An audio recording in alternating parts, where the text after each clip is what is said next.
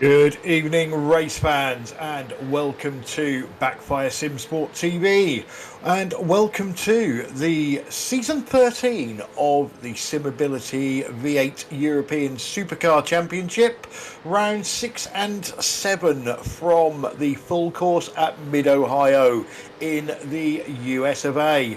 I'm Clyde Whiting, and joining me in the booth tonight and your cameraman for the night, it is Mr. Pete Bingham. Good evening. Good evening, Clyde. Good evening, everybody, and welcome to another splendid V8 evening. Certainly will be, and I think it's the track that makes it tonight, Pete. We have had some absolutely awesome races round here. I've watched some awesome races round here in other series. It's one of those tracks, isn't it? You've got the track map up on the screen at the moment. You look at it, it doesn't look that difficult, but it can be a real pig, can't it? It's one of those tracks. I know we probably say this a lot, but it's got a bit of everything in it. It does. It's the setup of it. It's not an easy track to drive. You know, you've got real heavy acceleration zones. You've got very, very heavy braking zones, and then you've got the bit that Tyler's going through at the minute through the S's, and there's just no grip through there. And my inside information confirms that again today.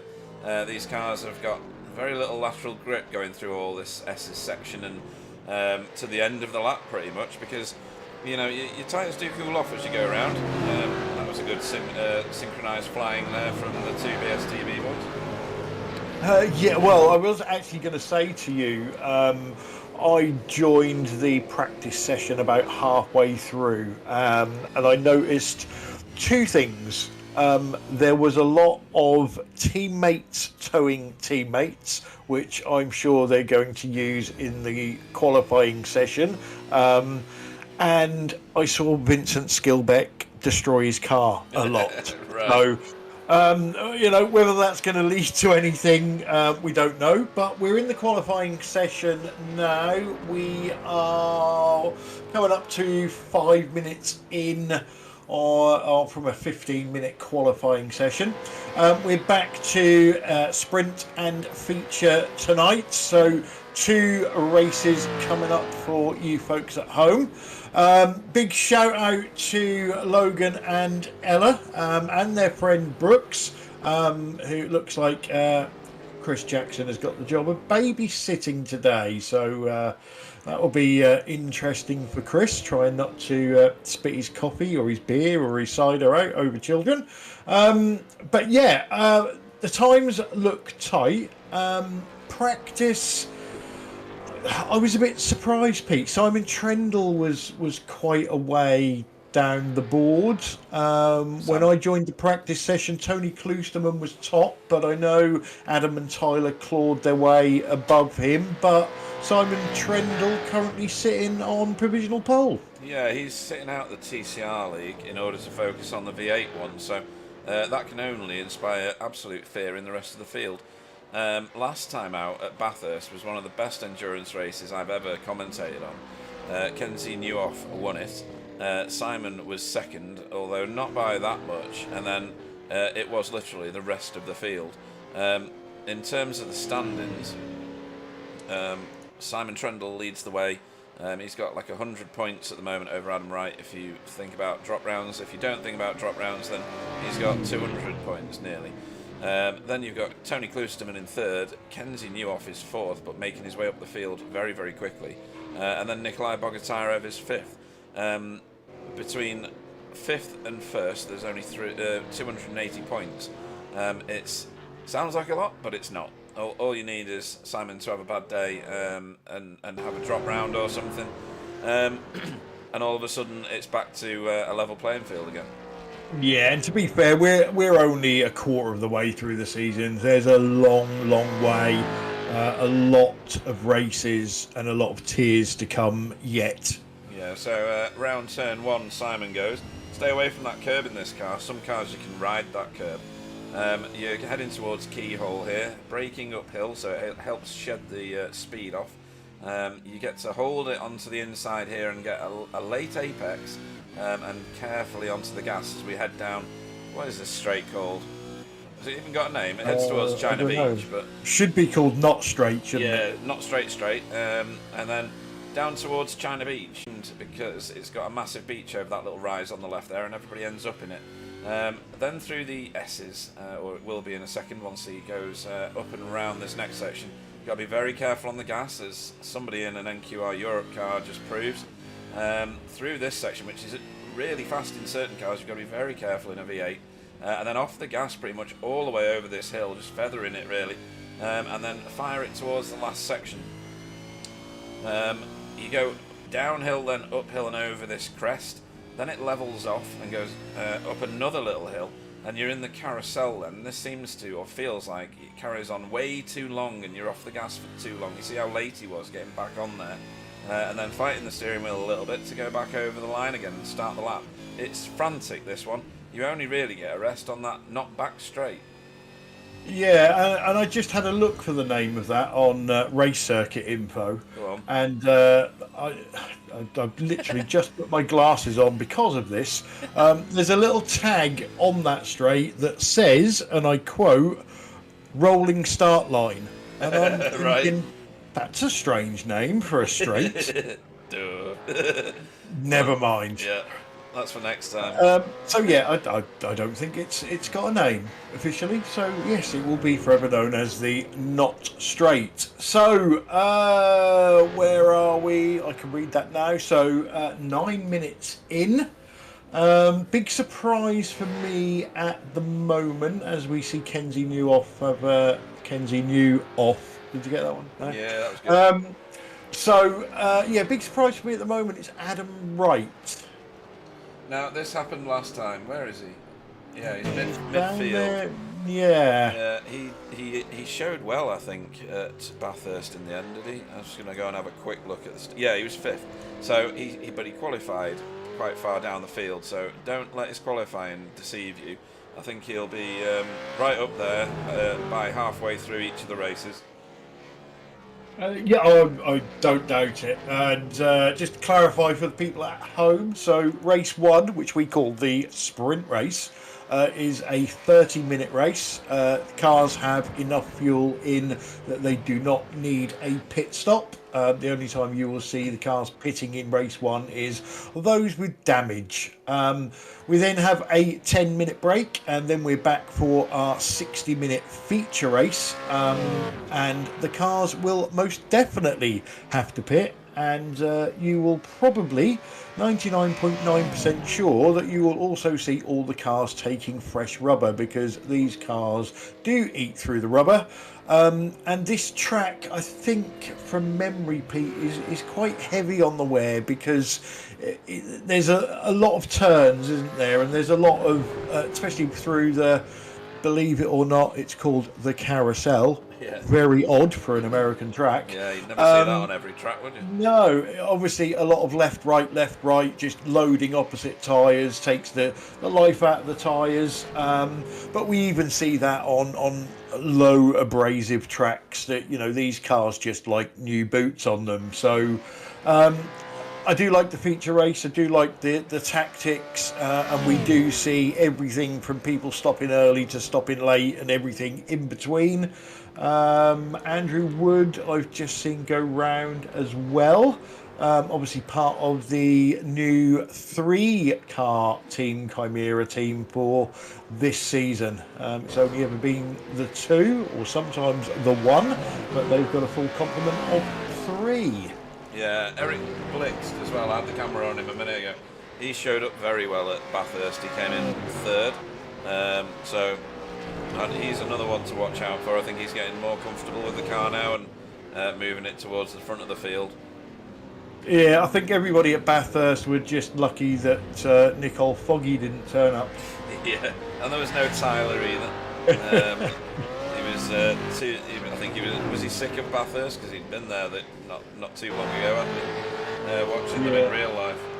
Yeah, I've just seen Tyler Newitt have an issue as well. Yeah, reset to the pits, but he's got the fastest time.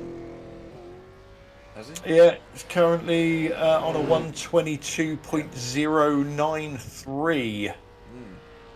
Uh, So what's that? 4/100ths of a second quicker than Simon Trendle in second. Tony Kloosterman pops it up to third. yeah, he's also just reset to the pit, so he had something go on. So yeah, I mean, in terms of team standings, we have Team Chimera head of the pile.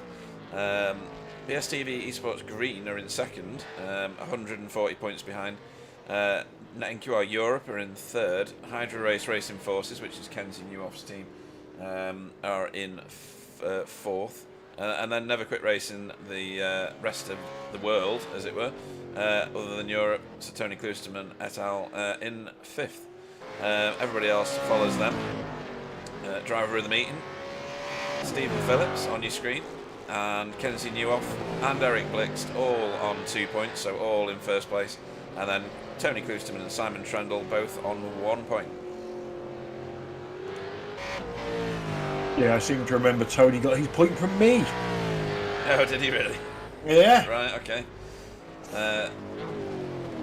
That may actually have been Tony's first ever driver of the meeting vote, but I don't know. Oh, that'd be a surprise, actually, given the amount of years he's raced with us. But there you go.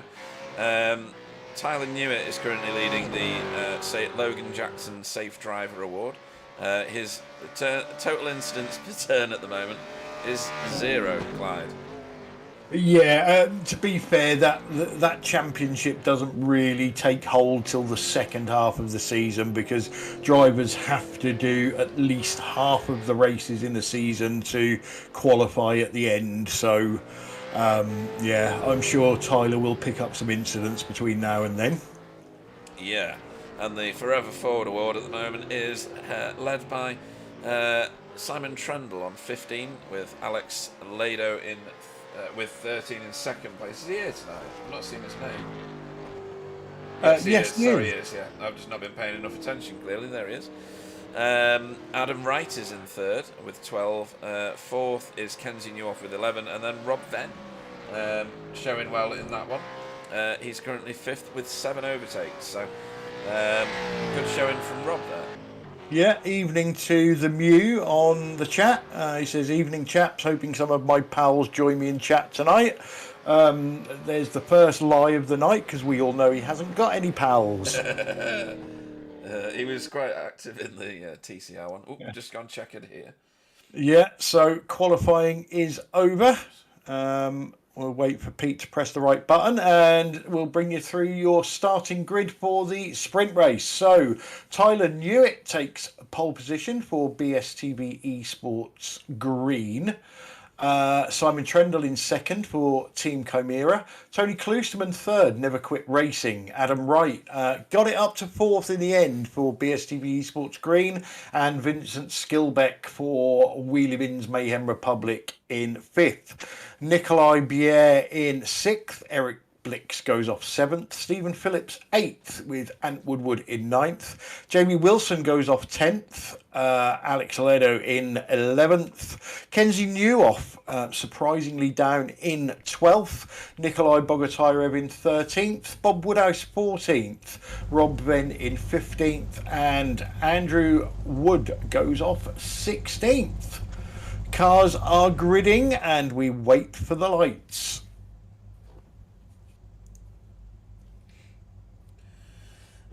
I think this is going to be a pretty tasty start, because you've got some really fast launchers, a little ways back here.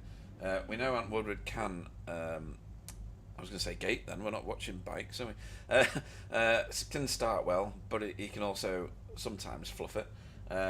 Vincent Skilbeck's always good at the starts in these cars, so that's... Yeah, we know Adam Wright from the video at the start of the broadcast doesn't mind bulldozing his way through either. You've got Poke in Kloosterman. So yeah, you could be right, mate. And then there's Kenzie Newhoff coming from a lot further back than I would have expected. So the lights are about to come on and the sprint race is about to start. We are green. That was a great start from Tony Kloosterman, or a bad start from Simon Trendle. Yeah, we're going quite heavy into turn 1 here. Too wide all the way through. Oh, somebody was sideways at the who's back. that? It was Kenzie, I believe. With Nikolai, so something's gone on midfield there. Someone's super wide. Is that Alex? Simability, I think it might be.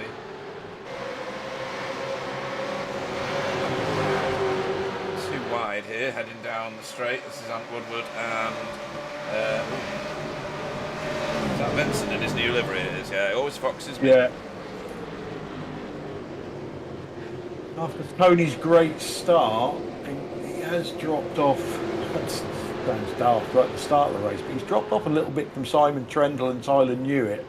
That was totally under pressure from behind, which was Adam Wright, Eric Blixt, and Nikolai Bier. So, real good battle there. Third down to sixth. This is quite a heated exchange with these three at the moment. So Jamie Wilson showing his nose in a few places, coming towards China Beach and through that turn. As we finish our first lap, Clyde. That didn't take long. No, it's surprising. Well, I said surprisingly quick. Is it minute and a half, give or take a couple of seconds? Is a standard. Oh, I think Tony Kloosterman may have got a slowdown. He's just lost positions to Adam Wright and Eric Blixt. So he must have picked that up either on the last corner.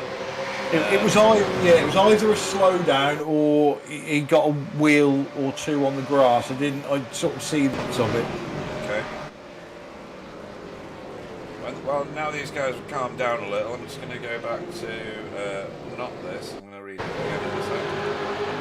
That's the wrong car I've chosen to focus on. Sorry. This. Yeah, I just saw a blue car side. Oh, that was Nikolai into Kenzie. No big tears though, was there? So let's hope not anyway. Yeah, I think the pair of them probably got away without any race-threatening damage there. And that's Jamie Wilson way offline or going for a late apex there at Carousel. Forward, Adam now falling off the back of the lead 2 and coming under pressure. It's a good view, isn't it, all the way down the straight there. There's still a lot of cars together, isn't there? Yeah. You're on the battle that I'm on at the moment. Eric Blixt is putting all sorts of pressure on Adam Wright. Yeah, that's true. Tony Klusman desperate to get back into that battle, and he's dragging Nikolai Bier. Well, not dragging Nikolai Bier. Nikolai was already there, but Stephen Phillips has got himself on the back of this little battle as well. So that's gone from like a 3-car battle to a 5-car battle now.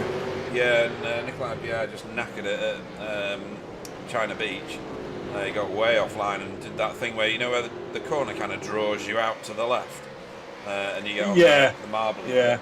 And behind this 3-way battle is soon to be a 5-car battle, I think, is that. Is Alex Sevillano Lado just behind him. Bob Woodhouse, who qualified way out of position in my mind, making his way up the field at the moment. Yeah, there's a couple of things to watch out for on the chat. Obviously, an evening to something that I can't read. Nala Miseb. Evening to Freddie. And the Mew is now, anybody that joins our chat, he's claiming them as a friend. Right. Oh, and I've just missed this. It happened as I blinked. This could be a really nice overtake in theory. Or is this Jamie getting it wrong? It's Jamie getting it wrong. Yeah. That was Jamie gifting a position. It was.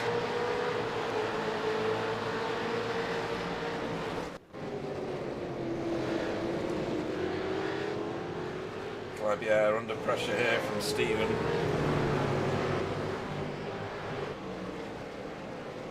Yeah, I'm keeping an eye on the battle at the front. Tyler Newitt isn't breaking away.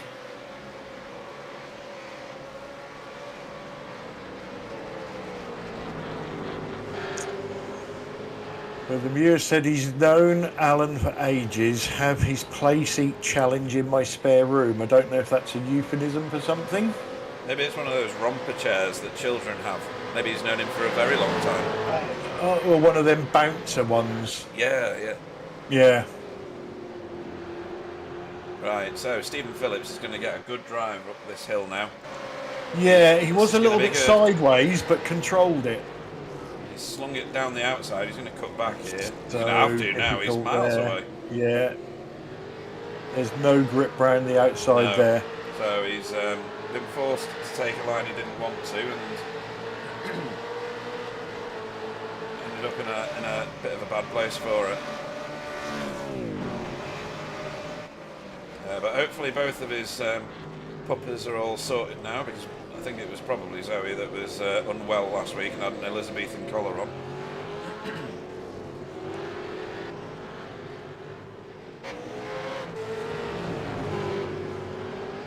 Collar of shame. Yeah.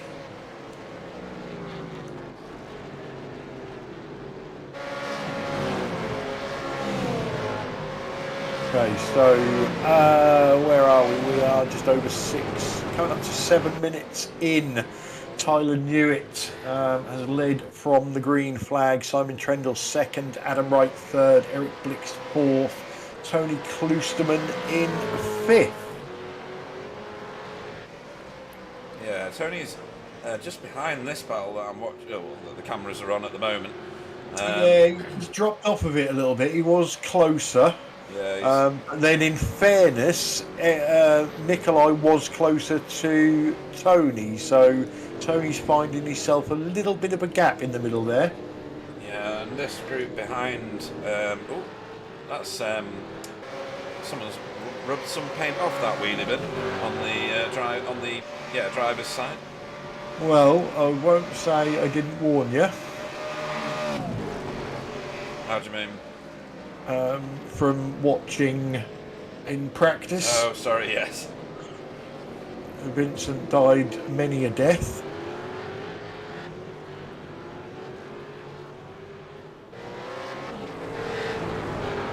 Showing up well at the moment, though, so. Yeah, Simon Trendle. I've just been watching the lead battle for a couple of laps, and Simon Trendle is starting to not really pressure Tyler, but starting to ask some questions, putting his car on some different lines and seeing what runs he gets and things like that. Yeah. This is Stephen Phillips still trying to work over.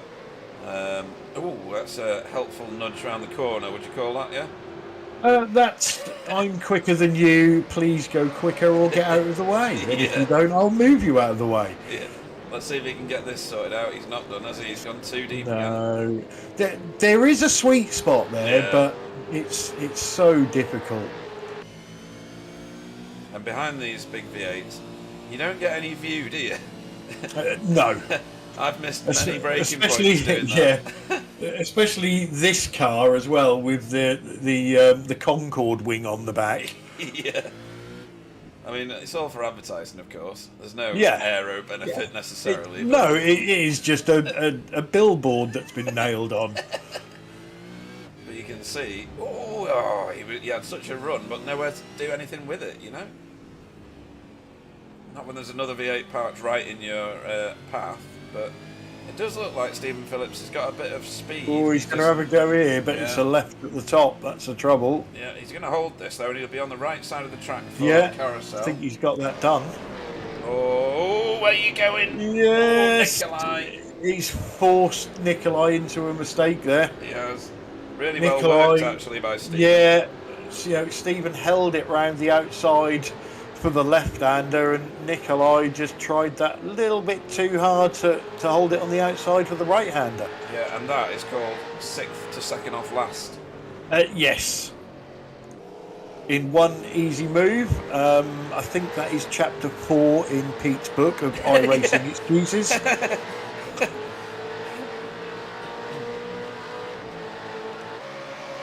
Well, here we go again. So this is Eric Blix doing that slow in, fast out, is he? Or is he just doing slow in? Well, he's been on the back of Adam from the start, and they're now they are visibly closer, aren't they, to the front two? Without a doubt. I mean, you can see on the mini map, the whole field is still within 3 corners of each other. Yeah, I'm not sure if you remember me saying a couple of laps ago that Simon Trendle had started to move offline and ask Tyler some questions. I don't know if that's getting in Tyler's head and slowing him down, and that's allowing Adam and Eric to close, or whether telepathically Adam and Eric are, but we won't try any silly moves, just follow me and we'll catch them up. Yeah, Eric got onto the grass just there, and that's a devilish place to get on the grass out of turn 1, because sometimes that's you done for about a week. Yeah, but you can see how much time that has cost Stephen Phillips. Oh yeah. He's way dropped off now, isn't he? Yeah, 4 seconds behind. Yeah, him and Nikolai were not right close to Tony, but they're only a few car lengths behind. This is quite an intense group here now again. They've gathered themselves together, and they're closing in on Stephen Phillips now. Yeah, so that is Ant Woodward, isn't it, at the head of that train? This is 5 cars for 6th place. 10, is it a reverse 10? It is, yes. Yeah. So Jamie Wilson is currently holding the pole place for race 2. Shock. Sorry? There's a shock. Yeah. Some might say it was planned. So the top 3 are now very close again. Top 4, sorry. I feel another new name coming on, like Reverse Pole Wilson or something. Yeah.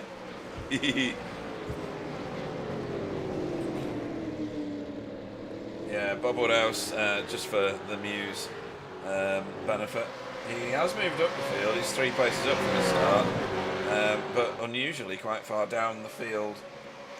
And as Simon Trendle has a good look at this, Clyde. Yeah, again, it's not. This one's a bit better because you can get a better run, but you immediately go into that left-hander, which, once you're in the carousel, they're just coming out of the carousel now, and it's such a difficult place to pass. This is the S's at the moment. Unfortunately for Simon as well, Adam is arriving on the scene in a hurry. So as much as he wants to attack Tyler, he's going to have to try and make sure he doesn't get a BSTV Esports 1-2 in front of him. Yeah, he's certainly, with Adam behind him, he's certainly going to get it stamped on the back of his car. Yeah. So there's this group going at it, and then there's this group going at it. So they're almost identical. I'm going to stick with the lead group for now, because Simon Trendle does look very racy right now. Yeah, and, it wouldn't be the first time we said it. Simon, where you going, mate? Attack is the best form of defence. Oh, look out.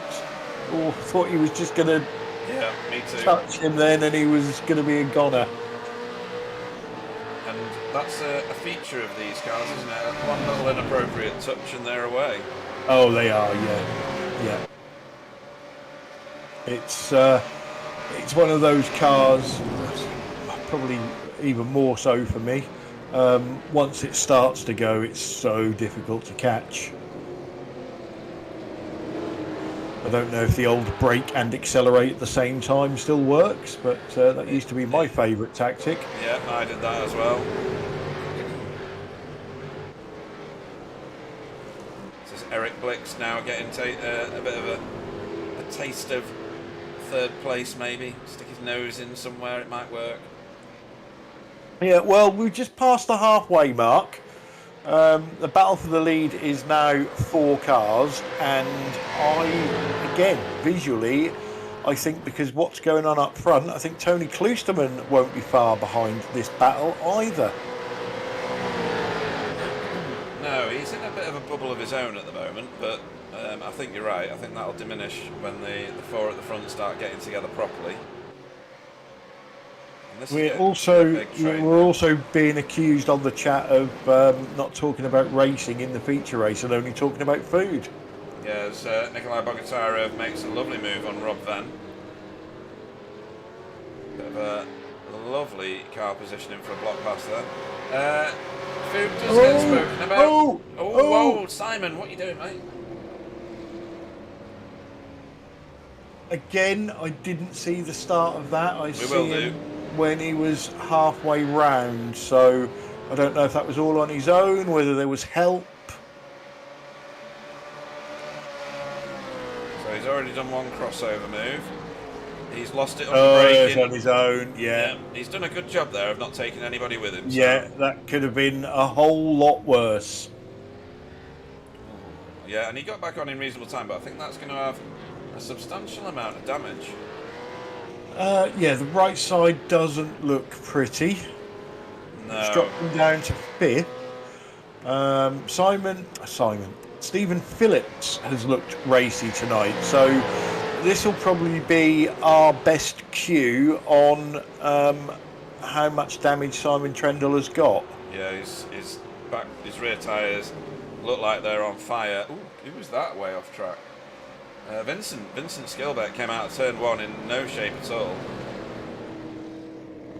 So that's going to be very interesting. There's one for the poster book here is a BSTV green 1 and 2. Yeah. Until Eric gets involved. I was going to say, yeah, now they're up to the leaders. You know Eric's not going to sit there, and as predicted, Tony Kloosterman is right on the back of this pack now. Yeah, he'll mop up the gravy if he gets the chance. There you see, there's a food reference for you boys and girls.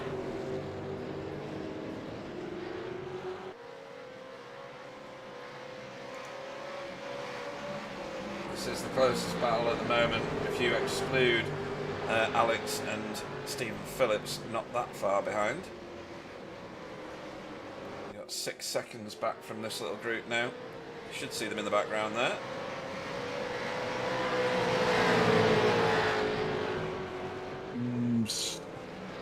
Simon Trendle's car is... Oh, I don't know if it's the car or whether he's cooked the tyres. It'll be tyres, yeah. But the rear end is all over the place. It was the rear that went on him, wasn't it? Yeah. So I think it lost traction, lost adhesion, diminished adhesion, I think is the term. There's Kenzie scything his way back through, puts Bob Woodhouse a position down. Sorry, Mew. Yeah, that's Kenzie up to 11th.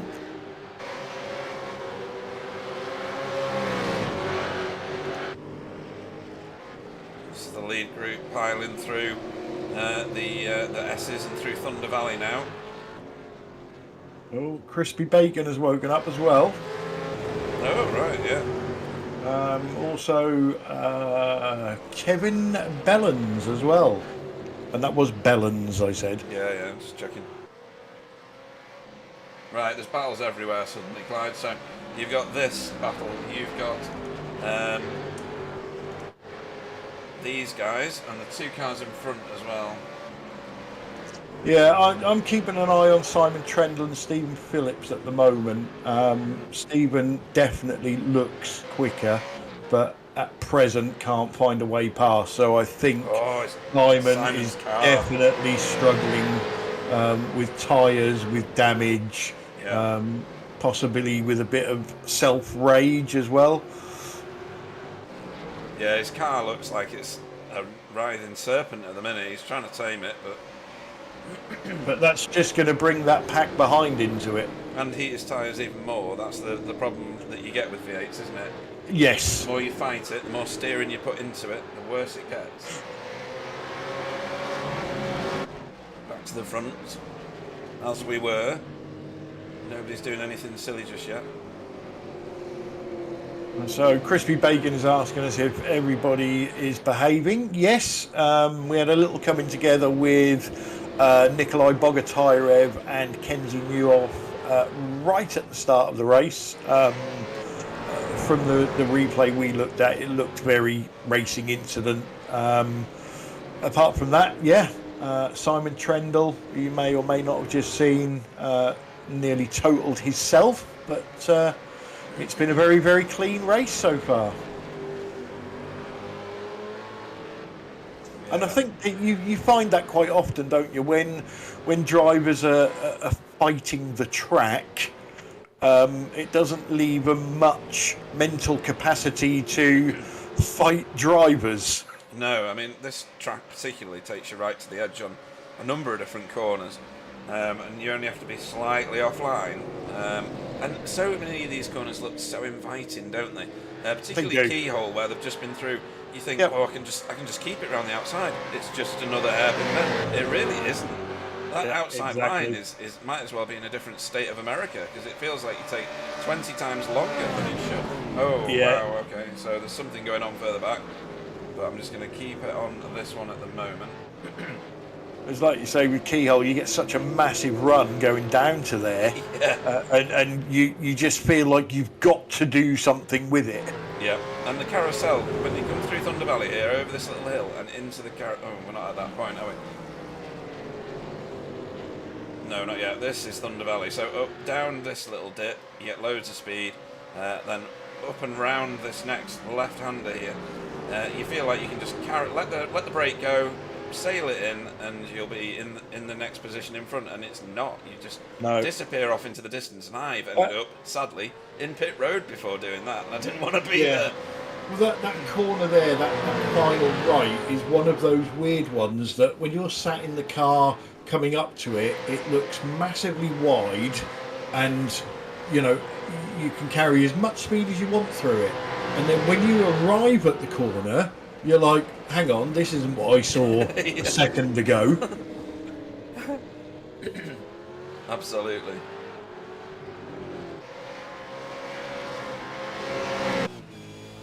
But we're into the final third of the race. Tyler, I say Tyler has gapped Adam. He hasn't really gapped him. Adam is defending. I was going to say, he's playing in places. Rear runner, isn't he? Yeah. Oh, you feel like you could just stuff it down the inside at that point, and the S is there. And you would hope that these two are, the two BSTV guys anyway, are working together, because if Tyler disappears too far in the front, then Adam's going to lose any toe that he could possibly get from Tyler and just make himself a target for Eric. Absolutely. At the minute, they're helping each other out, as it were. Take the tight defensive lines through the corners. Don't lose too much speed in the braking zone.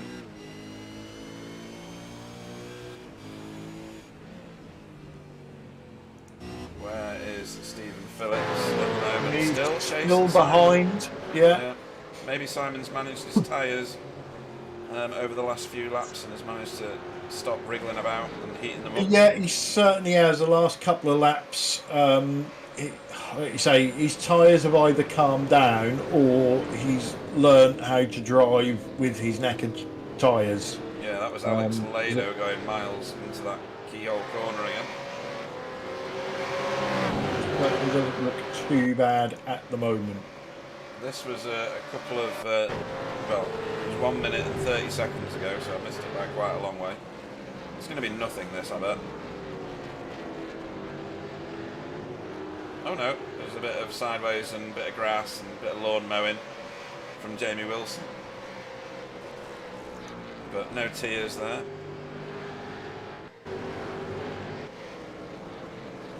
Yeah, just trying to cling on to his reverse pole, I reckon. Yeah. Doesn't want to get too close to Vincent and risk being ninth. Yeah. Oh, that was nearly beautiful from Eric Blixt. He just couldn't get traction enough. You don't do it at turn 1. Not in these cars. You'd end up with 2 people not finishing. I've seen many a move down the inside into turn 1. Defensive line from Adam.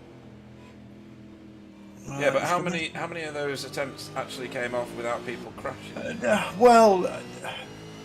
Yeah, I know.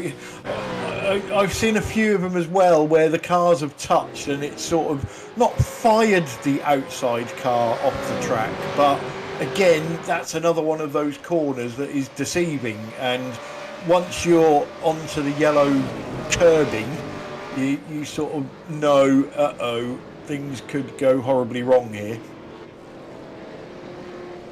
Yeah, this is another one of those tracks where you feel like you've got all the grip in the world until you don't. And that sounds like a stupid comment, but you know, some tracks you can feel it dissipating and disappearing underneath you. This one just fires you off into the undergrowth with no warning whatsoever. I've always found with this track that at no point in any race have I felt like I've got tyres on the car. Just metal rims. Yeah.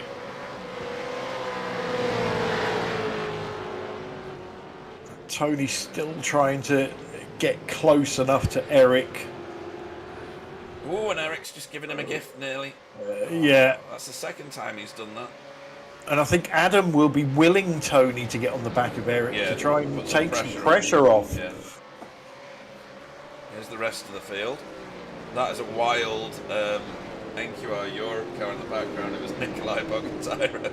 It was everywhere for a minute. He calmed it down, but that was funny. Woodhouse here. Just in front of Nikolai. Jamie Wilson under pressure from Kenzie Newell. Oh. That's not good. He's going to try and hang it around the outside there, but he couldn't. Yeah, no grip. I think Jamie had a little twitch on the rear end there under braking. So he was obviously right on the edge of his late braking. Yeah. And I said it was the setup, but I don't think he and Simon share the same setup, do they?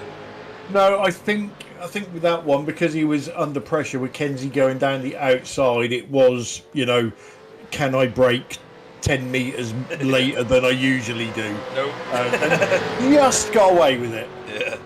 But you wouldn't want to do it every time. So we got 2 minutes to go. Yeah, we'll be picking up white flag. I would guess at the end of this lap. Yes, we're only at the beginning of it, so yeah, that would measure up. Here comes Kenzie.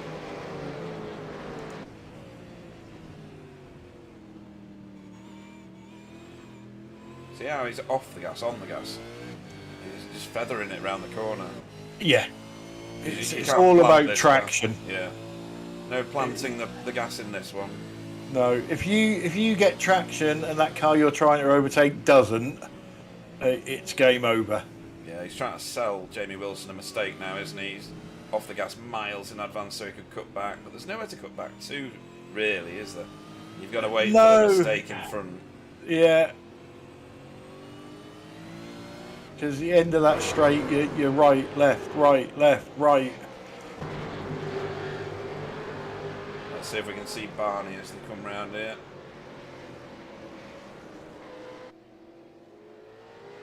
Well, we're into the final minute, so this will be the white flag lap. Yeah, just saw him at the top of the screen there. So if they're going to do it, they're going to need to do it now. Eric's wild round turn 1. Awesome to watch though, isn't it? Yeah, wild but under control. Yeah. It's a spoonerism right there, isn't it? Yeah, there is, isn't it? Yeah. Well, there's cars having a look all over the place at the minute as Kenzie tries the outside line again. We might get something here though, because he's in a good place for drafting. Yeah, but you watch Jamie Wilson, he knows exactly where to put his car at the exit. That was early braking from Jamie or late from Kenzie. Oh, he's on the grass a bit. Oh, There may have been a little touch there, but I don't think there was. I think that was about as clean as you're going to see. Right, I'm just going to go to the front because this might be getting a bit tasty now. Tyler's got himself a 1.3 second gap. yeah, Adam's in full defence mode. Yeah. Look at this, they might cross the line on the same time. There we go.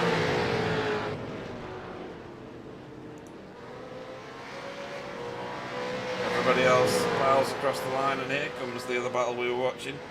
Oh, Kenzie sideways. Nice. Points for drift. Nikolai Bier, quite a way back from where he started after all that.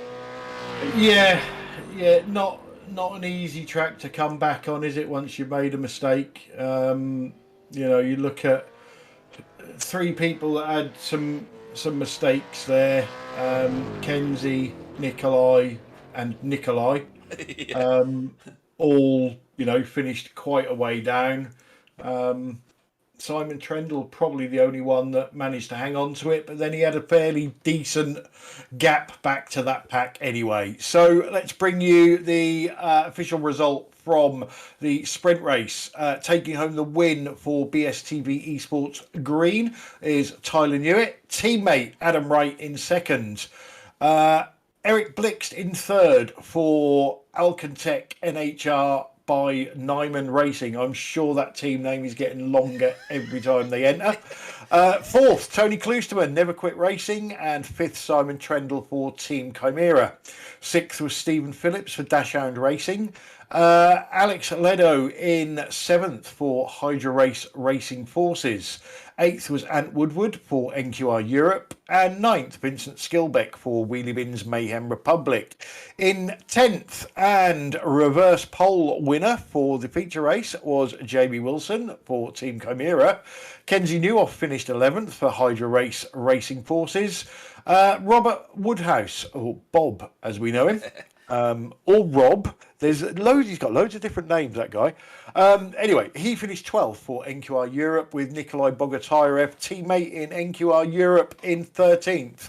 Rob Venn 14th for BSTV Esports Green, and Nikolai Bier 15th for Alcantech NHR by Nyman Racing. And rounding out your field was Andrew Wood for Team Chimera. Yeah, no retirements, Clyde. Brilliant. No. Although, again, I think this track helps because it's one of those with lots of grass around the outside, isn't it? And we see, I think, probably the worst accident there was maybe Simon Trendle, but managed to side slap the car into the wall. He's going to tell us that the car was crippled and he was a hero to keep going and all the rest of it. But yeah, it's not like crashing at Belle Isle, is it? No, not really. It's not. I'm surprised nobody's out here doing pit lane practice because it's quite a tight entry into pit road. You've got it snakes in, doesn't it? You come off carousel, on the left hand side on the outside of the turn, and then have to scrub all that speed away very quickly to turn left onto the pit road itself. I'm surprised that nobody's out there at the minute. Yeah, don't get me wrong. These guys put practice in, so they've probably done quite a few pit entries. I was always one that that would be something that I would do in the practice session before the race was, make sure that especially for you, Pete, I knew where the pit lane was, and B, I knew how to get into it. So yeah, I think a lot of these drivers, and I'm not pointing the finger at Team Chimera, even though I am. A lot of these drivers prefer to practice their starts than their pit stops. Yes, I agree with that. And you can understand that because, you get a good start. There's a lot of places that you can make up in a hurry at the start of a race. Or, as we saw in that race, lose an entire bunch of them very, very Yeah. quickly. So that race finish that we just saw, that's going to change the standings somewhat, isn't it? Adam Wright finished high up, Tony Klusterman finished high up, Simon Trendle really didn't, compared to where he has been, and Kenzie Newhoff definitely didn't, and they're first and fourth. So I think there's going to be not a shuffle so much, but I think that gap, that lead of Simon Trendle's been eaten away good and proper, and I think Kenzie maybe lost an opportunity somewhere in all that. Yeah, and I think, you know, that's what's always been a keystone of this championship. We've had a couple of runaway winners over the 12 full seasons that we've done. The majority of the seasons have been close, and you look at the season a quarter of the way through and you're like, he's definitely going to win this, he's head and shoulders above the rest. Yeah. Then you look when it's halfway through and you're like, whoa, hang on, how come he's at the top? Yeah. And then you look three quarters of the way and you're like, well, actually, there's 3 or 4 drivers that can win this. You know, and then, you know, even go as far as, you know, I always call him the fastest driver to never win this championship. But, you know, people like Marco Namela, that, you know, on his day is head and shoulders above everybody else. But to win this championship, you've got to do it week in, week out. And when you can't win races and finish second, you need to be maximising your points with, you know, 4th and 5th and 6th. The drivers do get a drop week, but once that's gone, it's gone. Yeah. You know, and we've seen, I think consistency always wins this championship. Yeah, we've had a few that have done it through just sheer doggedness, haven't we? Yeah, Chris Jackson didn't he? When Mary was driving the car. Obviously when Chris was watching and Mary was driving. Yeah. You know, I say we have had a couple of runaway winners, but most of the time, you know, it's very, very hard to put that level of performance in for 19 races, which is what we've got this season. Yeah. And different races as well. It's not like they're the same length all the time. We've got 30-minute sprint races, we've got hour-long feature races, we've got 2-hour endurance races. And you know, even when you have somebody that's dominant in a car, sometimes you can find that, you know, they're really good on a short sprint race, but I don't know, perhaps they get bored, or, you know, they're not so good on an endurance race. And sometimes it's the other way round. You know, like Tyler, for instance, I would never bet against Tyler in an endurance race, because tactically he gets it spot on most of the time, and, you know, he doesn't make mistakes, but you wouldn't tend to put him at the top in a sprint race, because that's not really his thing. No. So that, you know, there's so much going on in this championship, and it can change so bloody quickly. And so can my bladder, so I'll be back in 2 minutes, because that's how long I've got. Okay, well, Pete goes and finds whatever he's looking for. So, people on the chat, what did you think of the first race? What are your predictions for race 2? And keep watching, because as the Mew warned you, we do tend to talk about food at some point in the feature race, and I have got the great conundrum for probably the British viewers will understand more than the rest of the world viewers, but we'll find out. Not going to let the cat out of the bag, so to speak, yet, but I've got a question for everybody on the chat about food coming up in the feature race. Feature race, incidentally, as we noticed about 5 minutes into the sprint race, Jamie reverse pole Wilson will be going off from the front, and you know, Jamie is a decent driver. Is this Jamie's chance of a win? We'll have to wait and see. Hey, I'm back. And Pete is back. So I've just been telling the viewers that I've got a food conundrum question that I'm going to bring up in the feature race. Oh, right, okay. And it's going to split people. Oh, controversy.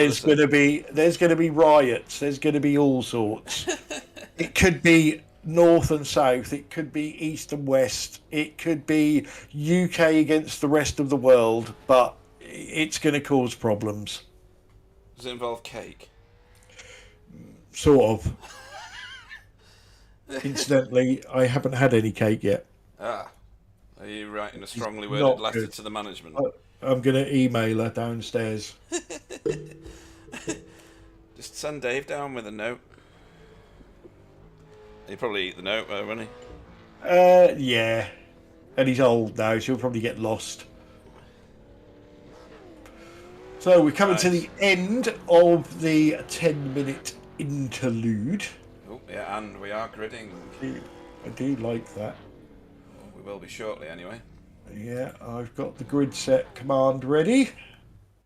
Right then.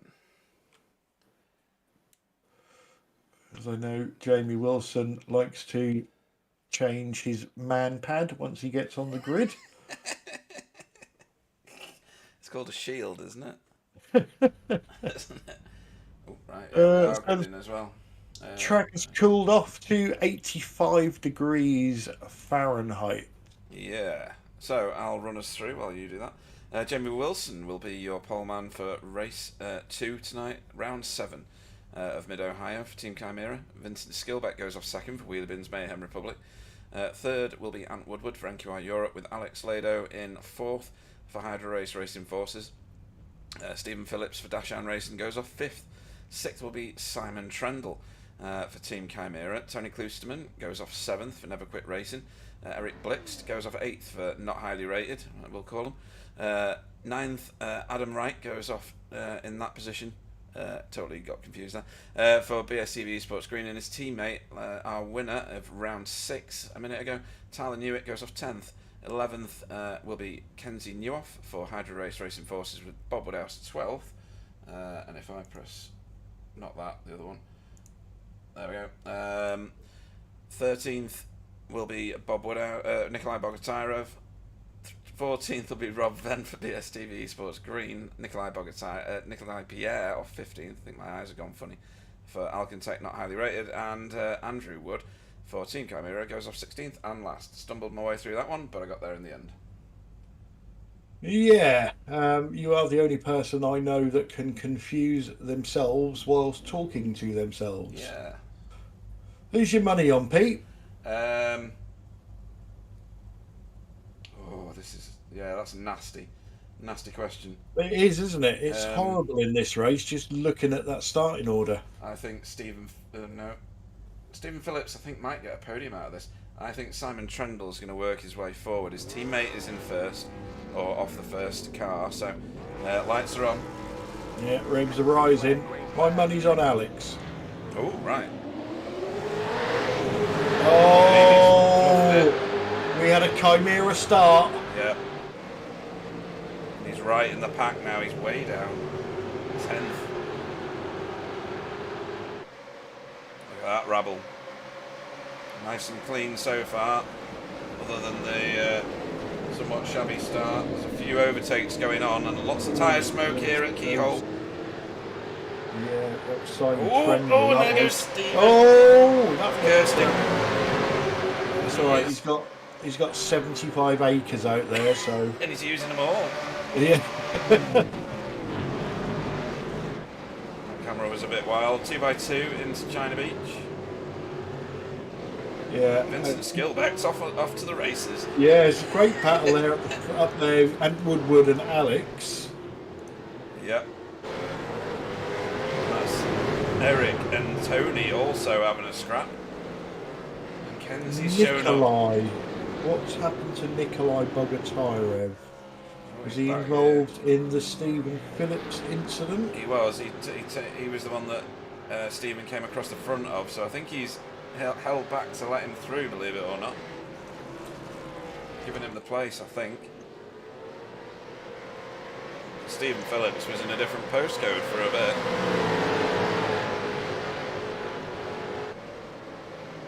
Who ordered the lawn care?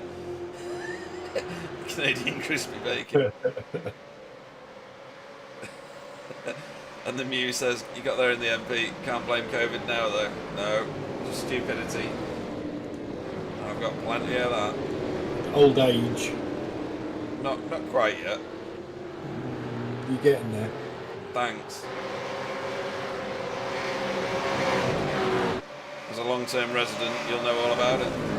Well, you're in that same bracket as me, Pete, now, where you've had more years than you're going to get. Yeah, absolutely. And I know what I've done, and there's no way I'm making it to 80. In fact, most people that know you are surprised that you're still here now. This is true, yeah.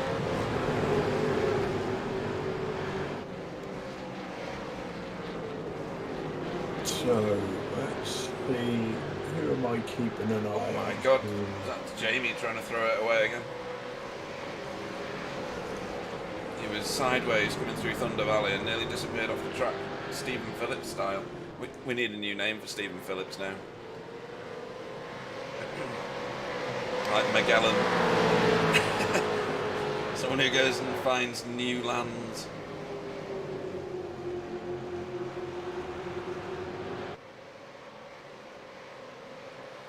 Well, you've got to say... He thought he was on Farming Simulator.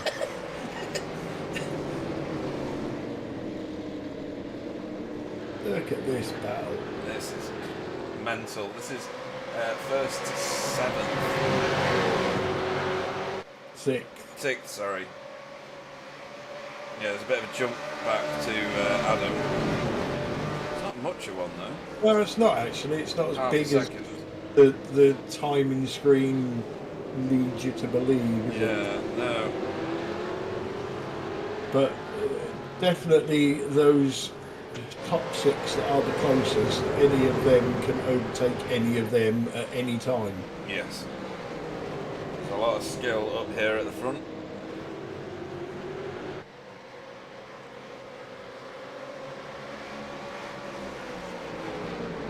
I'm sure Eric Blixt will be glad that Adam Wright's behind him and not in front of him after the last race. Yeah.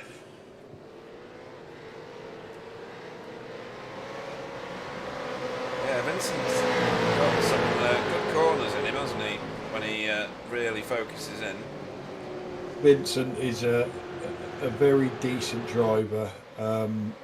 Has his fair share of bad luck. Has his fair share of being affected by ping.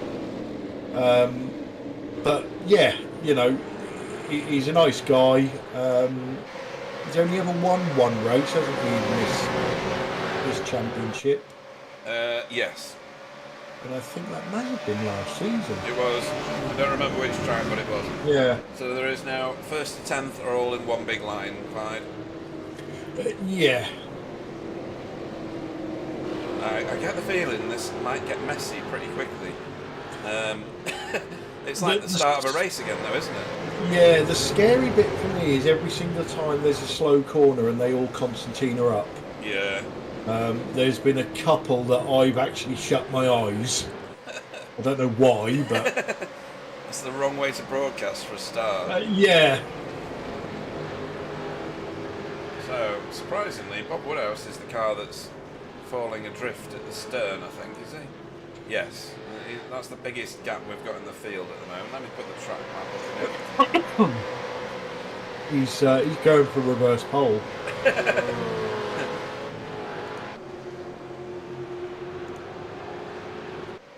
And I think, as the Mew quite rightly pointed out, he did get past Jamie. Jamie dropped to 10, didn't he? Yeah.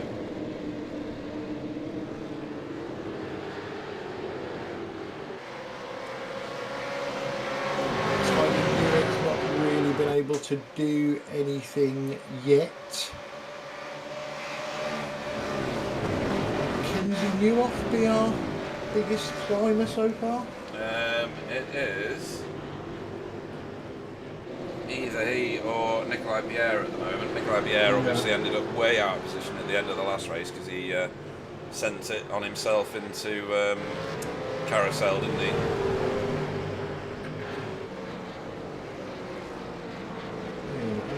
Going to keep an eye on Kenzie for a little while, see what he's doing different to make these passes.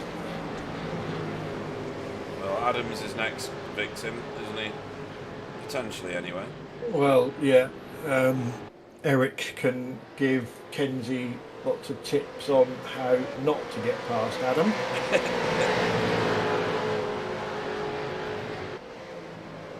Right at the back here, I think we've got Nikolai all on his own. Andrew Wood's a bit further back on his own, but he's still learning the car, really. Stephen Phillips on his recovery drive, probably with lots of grass in the radiator, has found Rob Venn on track, so that might be the next most imminent thing that happens. He's lined him up already, but he's not going to do it on that particular keyhole journey. Or is he? That's a good Rob cutback. got a bit out of shape, didn't he, mid-corner? So off my ex-teammate goes past Rob Venn. Uh-oh.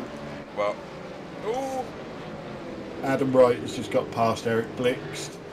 Right. Eric's not going to be happy. Well, everybody just overtook everybody just then at the end of that straight, so we'll have a look at that.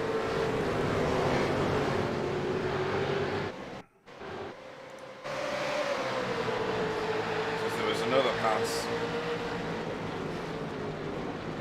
No, it was just this. They just exchanged places about 3 times. So there, then here, that's classed as an overtake.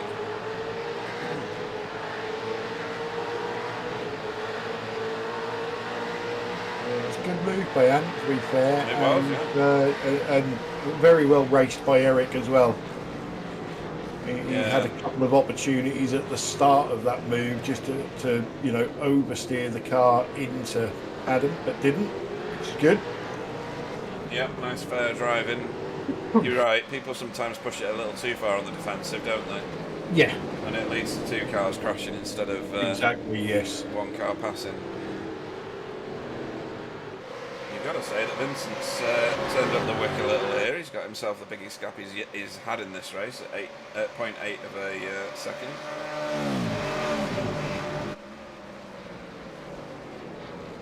Bit of footage for Wheelie Bin's Mayhem Republic. Yeah, I'm not quite sure. I think the Muse right Where... is there. Oops, sorry, go on.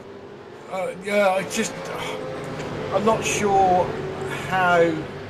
why Vincent is managing to pull a gap, but normally I would say, you know what, Ant Woodward's a little bit out of position and maybe he's the cork in the bottle, but he's quick. He looks really quick here. I don't think it's that at all. No, I don't think it is either. That's odd. Ooh. Why hasn't his feet moved? He's got no feet. That's really weird because on the left-hand side I can see his feet. That's weird. I think he's probably been to Simability and got some hand controls. Yeah. And we should mention our fantastic sponsor again, so Simability, making sim racing accessible, do all sorts of wonderful stuff for people who are less fortunate than some of the rest of us in helping them get into sim racing or be able to sim race at all, where they have challenges in their lives. So hats off to them, and we're very proud to have them as a sponsor, as You certainly are. Simon Trendle and Alex Tabiliano go at it. Yeah, that's that move that Simon kept trying on Tyler, isn't it? It is. He didn't. Oh no, he couldn't. I was going to say, if he could just keep No, he can't do it there. a single panel alongside him, then he would have got that done. And as the Mew said, it looks like it takes a lot of effort to do a pass here. It really does. You kind of build it 3 corners back, don't you? Yeah, it's a setup work, isn't it? Yeah. You've got to try and get the car in front of you, guessing on what you're going to do, and maybe put a few fakes in at one particular corner, so they think that that's definitely where you're going to have a go, and then you surprise them somewhere else.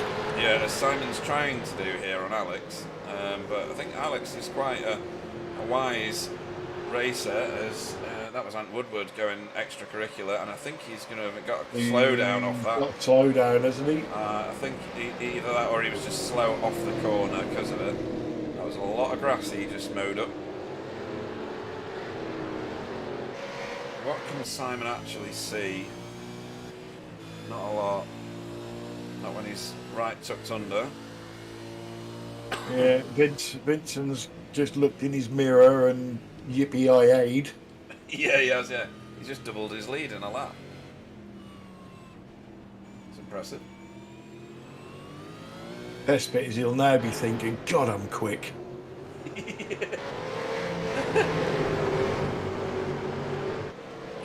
He really has gapped him. You don't get much of a toe in these cars, do you? Really, it's about 1 second, isn't it? That 1 second that he just added was all of that Alex and Simon fight. Yeah. Everybody is on the same bit of tarmac here, crowd. This has got to end in tears, hasn't it? Well, we quite often see it where cars are quite happy to stay in line, providing the leaders are not pulling away, because they'll be saving a little bit of fuel and trying to shorten up their pit stop. And if they all come out after the pit stop like this, then we're going to see some action. Yeah. I mean, you look at the track map, and there's all right. There's Andrew Wood, who's still learning the car, really, off on his own at the back, but everybody else is, on the back straight there. Ooh, there you go. Your boy, or you called it, Kenzie. Ooh, in fact, in front. And we've got Payne, we've got Alex going round. No. Who did that? I don't know. Who did it? I'll black flag him. It's not even an Money event, on this. believe it or not. But That had all the hallmarks of him out breaking himself and doing it on his own, but let's see if he had some help. Where is he? He's pumped it down the inside. Yeah, he's got help. I think there might have been a little bit of help there from Ant, but I don't think there was a great deal in it, if I'm honest. Was it Ant? Ant was ahead of him. Yeah, to me it looked, if I was looking at the right cars, it looked like Alex tried to make a move. Oh, yes. Get up the inside right here, and hangs it round the outside, and I think there's a touch Well, he there. didn't have much tarmac left, did he? That looked like solid air to me, but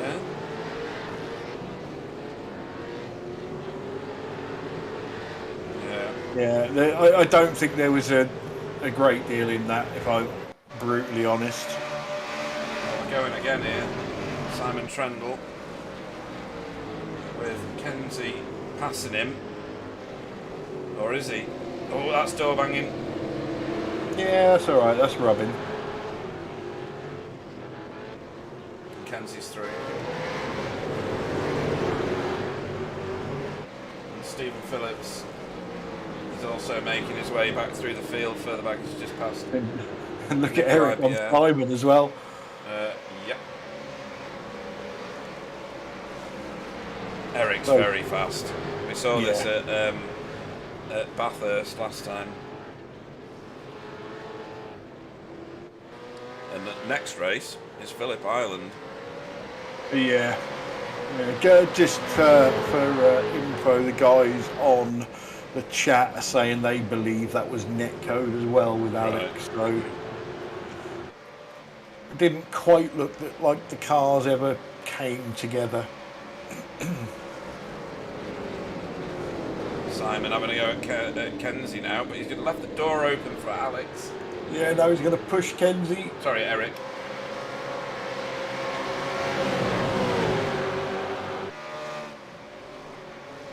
Still not much movement from Tyler. I'm wondering if Tyler is fuel saving like mad, and will make up 4 or 5 places in the pit stop. Yeah, I think probably. Jamie Wilson's now caught up to the lead group, if we can call it that, because we've got a giggling Australian, I think. Well, 3.5 seconds he is in the lead at the moment. He must be getting ready to throw another shrimp on the barbie, I reckon. Even I don't know what that means. It's just an Australian reference and it was terrible. Yeah.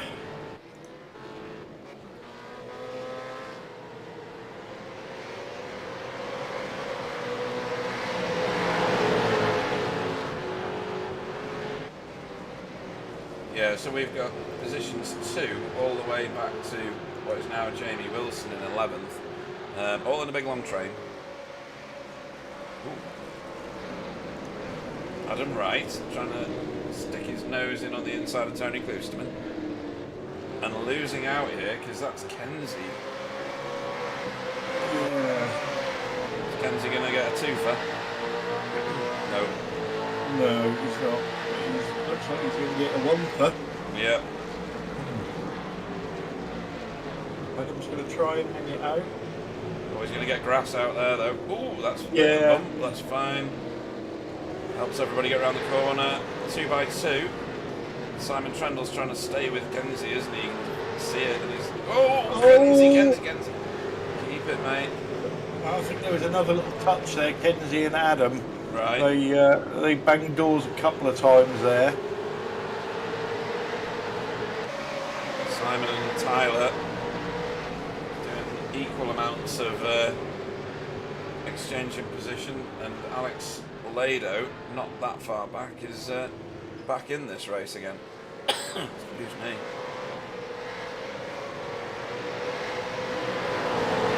That was a tasty bit of racing. And look, Yeah. Stephen Phillips has now joined this massive queue.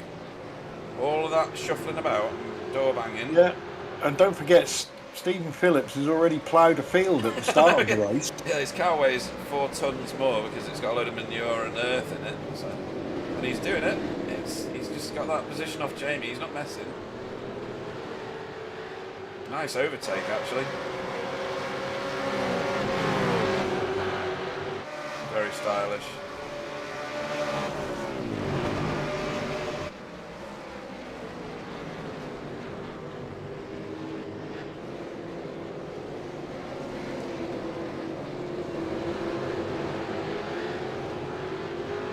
Yeah, we better do this for a second.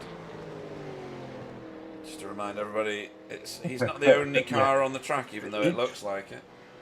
Normally he only gets footage because most of it... Oh! Was that Kenzie again? Really? Sideways. Well, he's just lost a position to Simon, so I better go back and look at that. It's the only event on the tracker. That was a multi-21, by the way, with Ant Woodward and... where's Kenzie gone on the tracker there? Oh, yes. Oh, my God, yes. Yeah. Right, that's what did for that. Further ahead, Tony and Ant Woodward swap places. That's what I was showing when you were exclaiming. Yeah, normally we only show Vincent when he's got most of his car panels missing, and you don't get any of his sponsors because they've already fell off. Yeah, they ask for their money back each week, don't they? Not today, though.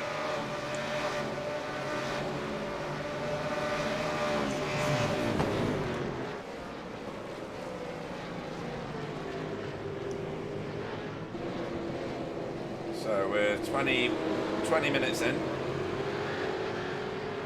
Yeah. A third of this race has passed. We should start to see people who are desperate for a pit stop heading to the box now. I was going to say, I don't think that's far off being open, is it? It's going to be very close. It's usually around about the 1/3 race distance. Who's that? Alex flashing his lights. I'm going to have to disconnect that wire straight away. Oh, and there we go. There we go. There's 2 in the background, weren't there? Definitely. It's Simon Kenzie. and Kenzie. Right, let's see if the Nemela effect takes effect at Mid-Ohio with these cars. We may have to educate some of the viewers on what that is. Oh my God, where are you off to? Where are you off to, Jamie Wilson? Has nobody not told him that that one's already been ploughed? I know, yeah. From the other side as well. Right, so it'll be interesting to see when all this pans out. They're the first two cars that are pitted. Do they know something that the rest don't? That surprised. Well, did it surprise me? Yes, it did surprise me because the front pack were running so close. I would have expected that they would have stayed together and tried to save more fuel. However, with my Clyde head on, you know, I always say, you know, if you can't get past, do something different. Yep. So, you know, They may be better off in clean air for whatever reason. yeah. But is this going to frighten the rest of them? Possible. That is Andrew Wood ahead of. There you go. Ant Woodward, Adam Wright, Eric Blick, Tyler Newitt, Alex Lado, Bob Woodhouse. Like the M25 back in. So Kenzie Newhoff jumped Simon Trendle in the pits. Yes. Now we're going to have to watch all this lot coming out of the pits when these two come round. Either of them or both of them, with the few contacts they've had, may have had some optional repairs to do. Maybe that's what Simon's done. I don't know. Possible. Just trying to see where all Gaggle this lot come out. Gagalong coming out of the pits. I think they've jumped some cars. Just in that small amount of time as Nikolai and Rob Venn thrash it out. That was one lap, wasn't it? It was one lap.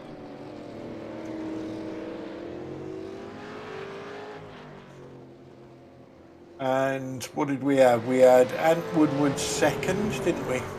Yep. He's definitely behind them. Yeah. I think they're going to end up second and third. I don't know. You look at Tony's in. Vincent stayed out. Well, Vincent's in clean air. He's doing really good lap times as well. So that makes sense to me. But Kenzie Newhoff was in the pits about 4 seconds less than most other cars, if not more than 4 seconds. But, you know, these drivers know how to drive, don't they? If it's me and you know, Muppet Racing Incorporated, yeah. We will always overfuel the car because we don't want to be embarrassed running out of fuel. But these guys know how to save fuel. They can do a pit stop, they can underfuel the car, and they know they can get it back in the rest of the race. Tony Clouston has come out I'll add third most of the time to that. Yeah. Because it doesn't always work. No pit lane penalty for Tony Clouston this week.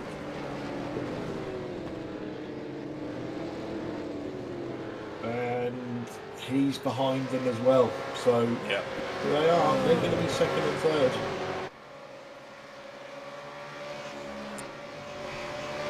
I think if they can be head down, bum up and get on with it, they may turn faster laps than Vincent Skilbeck can manage. Fastest car last time round was Simon Trendle.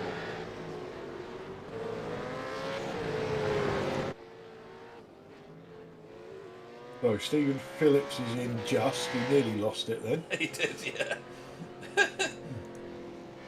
Vincent stays out. So I think at this point Vincent's going opposite, isn't he, by the looks of it? Yeah, very much so. I mean, he's going for a very short stop. He did the same lap time as Kenzie last time round. Well, the pit stop will be the same time. They use the same fuel unless they've managed to fuel save something along the way. And of course, Vincent won't have been able to. He's got no draft unless he's very skilled at doing Mid-Ohio in that way. Stephen Phillips. He's out. He's well down, isn't he? He is, yeah. Not sure what the reason for that is. Probably picking all the grass out of his grill.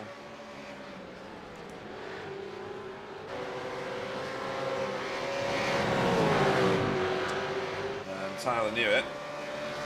I think he's only picked up one place and all that, 'cause he's now 9th instead of 10th. Yeah, but I think Nikolai.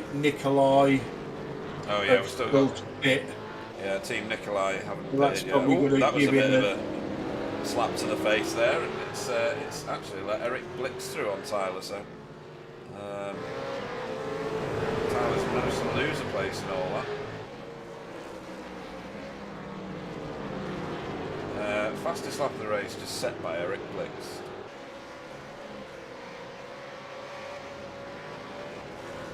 And it was super rapid, 1:22.09. That's quick. Oh, it's very slow now because he's off on the grass. So from fastest lap to one of the slowest. Oh, he's managed to get that back on track in good form actually.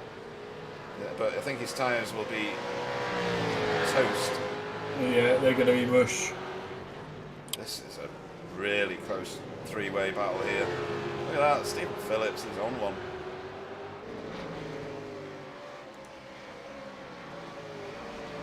Pops out from behind Bob Woodhouse. He's done this move. This is his 3rd time doing that same move now on cars. He's got it down to a T. Nice overtake that. Yeah, I'm just watching to see whether our leader makes his stop. I think it's go long now. He's got to do something. Yeah, I think he's committed to it now, isn't he? Yeah.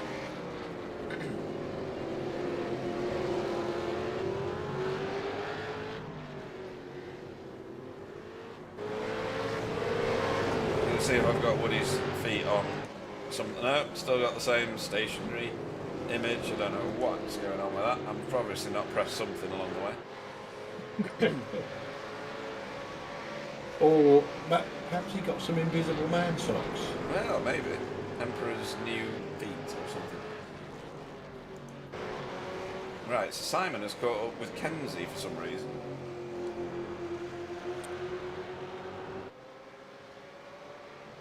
Kenzie gone a bit wide somewhere and dropped that gap? Don't know. I didn't see anything.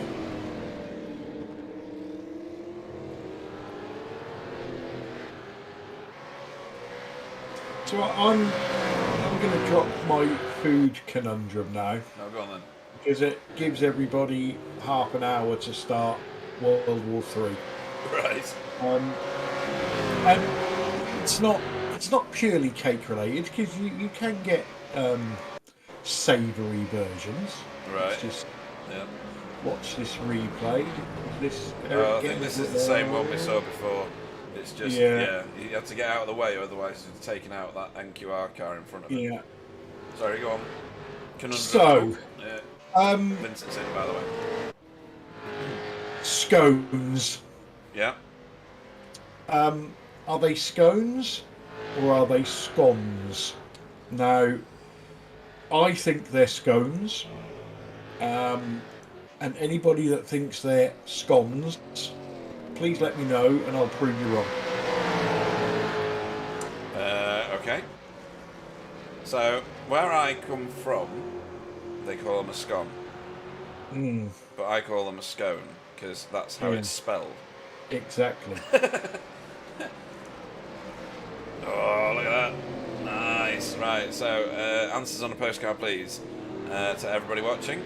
Is it scone or scone? If you don't even know what it is, then you'll have to ask that as well.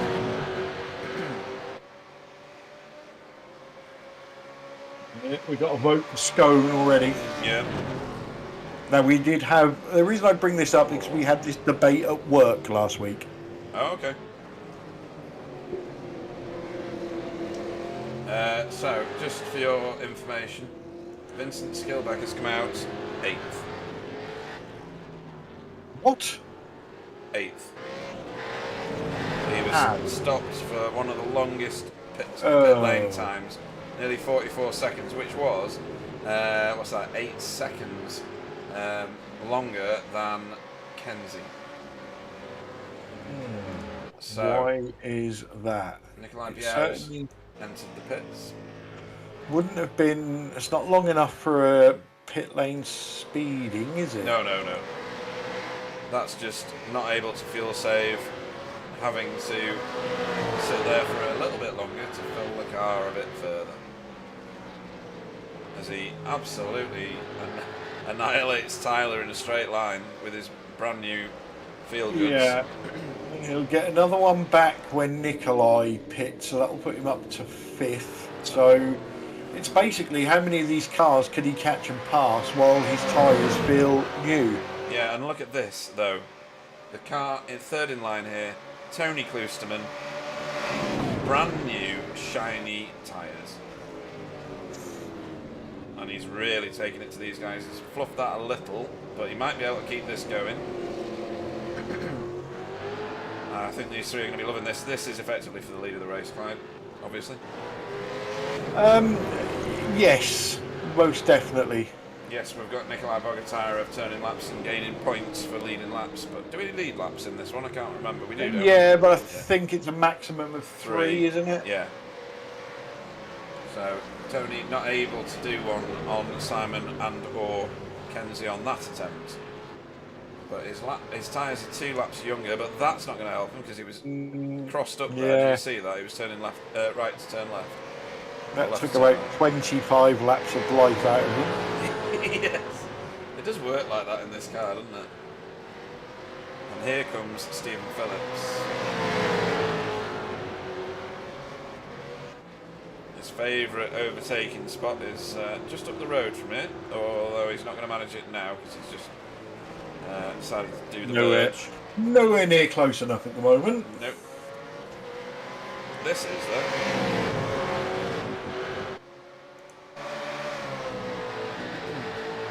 I think these guys are going to go at it. I thought he was going to go off the track. I think these guys are going to go at it for the rest of this race if they can do. Simon had to get out of that then. Look at that. Tony's right on them again. He's brought Adam right with him. Yeah, who's bringing Vincent Skillbeck with him. Oh, yeah, and Vincent's got even newer tyres than everybody else in this little pack. Right, this is going to be great, folks. Do not blink.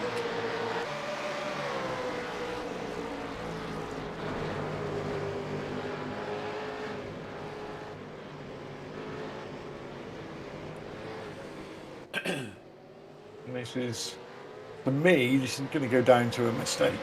Or who doesn't make a mistake. And we've still got loads of the race to go, Clyde. It's 26 minutes. Yeah. And the tyres are going to be horrible at the end of this race for some of them. Yeah. Don't forget, Kenzie and Simon were the first 2 to pit. Tony's gone defensive on Adam. Adam's not able to get around him that go. A little bit further back. Look how Tyler's catching up with Vincent. No, that gap's been the same since Vincent got past him. Has it? Right. I think that's Tyler hanging on to his shirt tails at the moment. Oh, okay.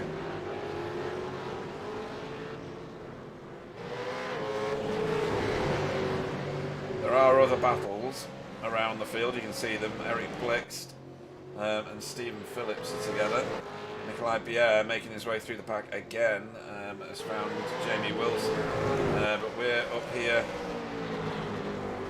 with the very top guys. And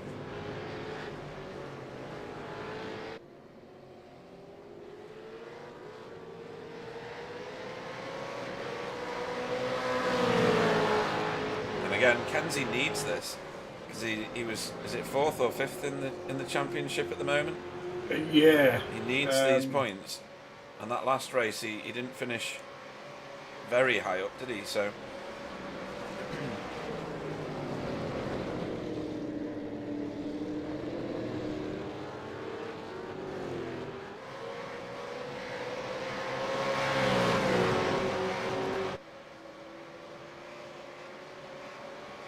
I think he may have finished 11th or something in the first race. I can't really remember at the minute. No, I'm just watching the gap between Vincent and Adam come down. And to be fair to Tyler, he is going with Vincent, so Vincent's not dropping him. And Vincent is in a BSTV sandwich at the moment.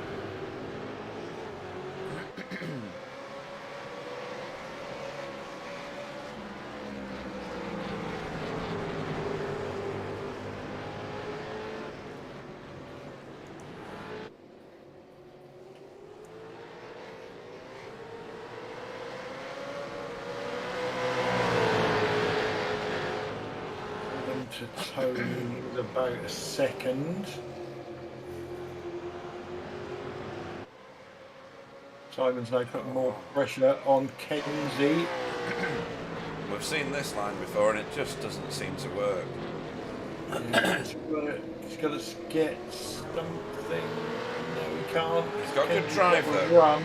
He's got a good drive. Yeah, but it's kink right and then a right-hander. Yeah, it's a long way to travel, isn't it? Unless he's going to get off the gas early, but he's not. He's staying with him, and Tony wants a piece of this. Oh, he's got grass though. That's not going to help. And they return to where they were.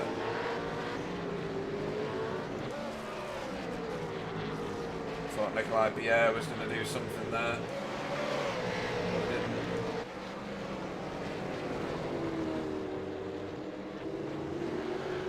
Two packs of 3 at the moment, Clive.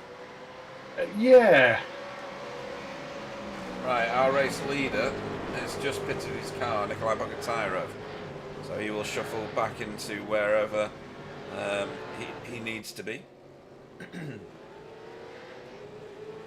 Vincent needs to get past Adam quickly.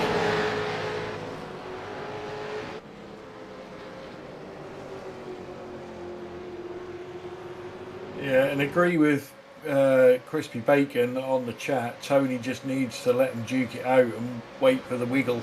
Yeah. Just be there to pick up the pieces. He's trying to get involved here and he's made that corner beautifully.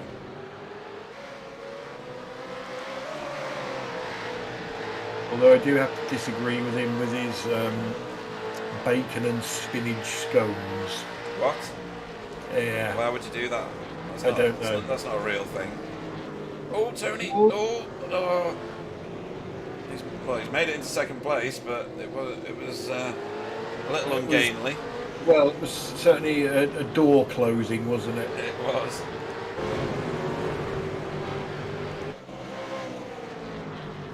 Scones have to be sweet for me. I don't know, cheese scones. No, I like jam and clotted cream.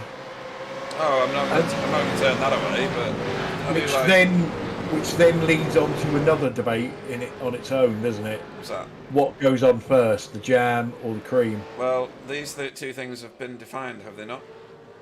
There's a Devon and a Cornwall way, isn't there, or something like that? Is there? Well, I don't know which way I do, but I'm always jam first because it's stickier, and then the cream sticks to the jam. Yeah, that's what I do. Yeah. Yeah. Oh, Simon Trundle was absolutely out of shape there.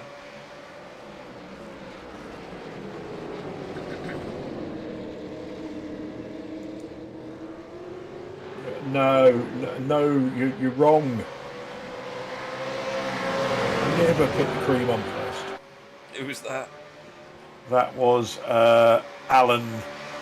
Oh, right, yeah. Not Toon. I'm trying to work something out at the moment because the name is Nala Miseb. Yeah. And the guy's name is Alan, which is obviously Nala. So is it Alan Bissim? Gotta be, innit? It's his name backwards, so yeah. Yeah. So just going back to scones and scones, and this you will find this very, very helpful, Pete. Oh. This was how the debate ended at work. People used to fly model aircraft, and then these things called drones took over. Yeah. And we have never heard anybody say, "I'm just going to fly my drone." Or I'm going to pick up that stun and throw it at you. Exactly. Yeah.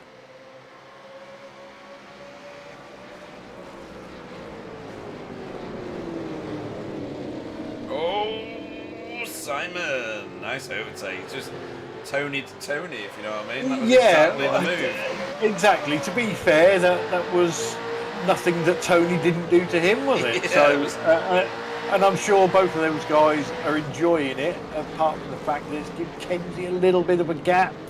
Oh, lock up from Tony, and now Adam was having a look around the outside, but we've seen how difficult that is. Gonna go back to where Stephen Phillips is, because he's crawling all over Eric Blixt at the minute, and that's because they've just exchanged places about 5 times. Yeah, we've still got 18 minutes to go. Oh, it's crazy. The first 6 cars, you can throw a blanket over them.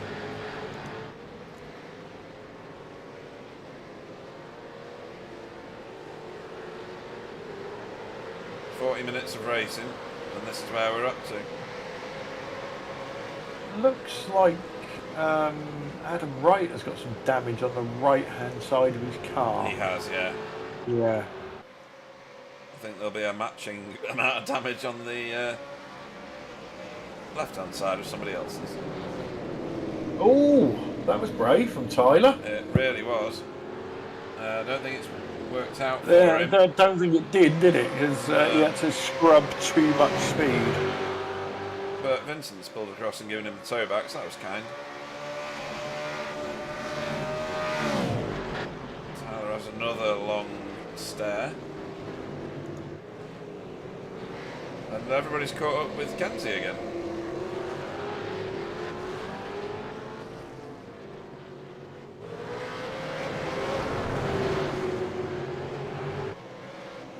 You've got to wonder, with Kenzie and Simon having such short pit stops, how confident can they both be on their fuel? Exactly, yeah. So everybody else was between 40 seconds and 44. In Vincent's case, he was the slowest. Oh! Whoa! I'll stop talking for a second as Tony tries to fit his car into that gap. He's going to get hip checked out of that one, though. Well, that looked like target fixation. I was watching Kenzie get it wrong, and then looked behind him, and it looked like Simon was getting it wrong as well. Yeah, followed him off in sympathy, I think. Or nearly off. This is a crazy battle for the front. This is that damned if you do, damned if you don't situation. Yeah. You know, these guys could quite easily run like this all the way to the end of the race and not change places.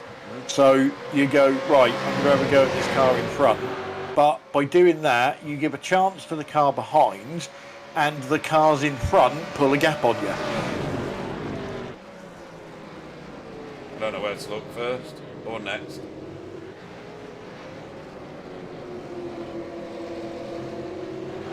Simon's trying to do it in the S's. I don't think that's going to wash. Although he's set up Thunder Valley nicely, because he's going to get a nice sweeping line through here. Oh, he got such wheel spin though. Did you see that? His car goes wild. so light over that rise there. Yeah.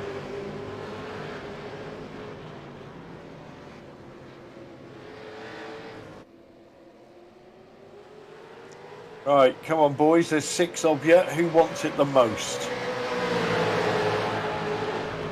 Simon's having a look into turn 1, so I think he wants it the most, but he's got a bad line leaving it now as a result, I think.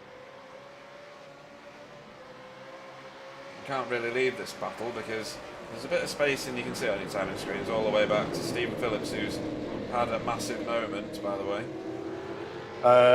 Yeah, he's in the pits. Yeah. I'm going to go and have a quick look at it. I think it happens in stages.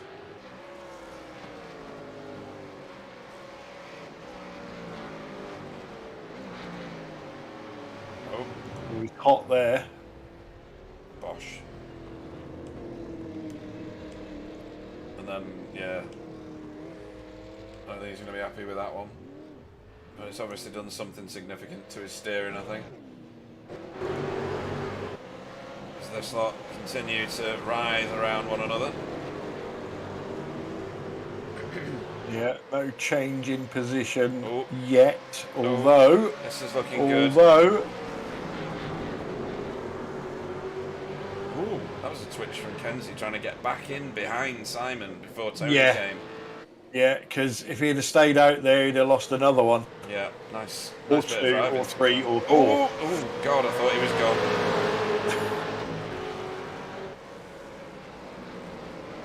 That wasn't him breaking the toe in stylish fashion, that was him coming out of turn, the last turn, out of style. I think he's just trying to invite Tony into that hole and then go, nah, change my mind.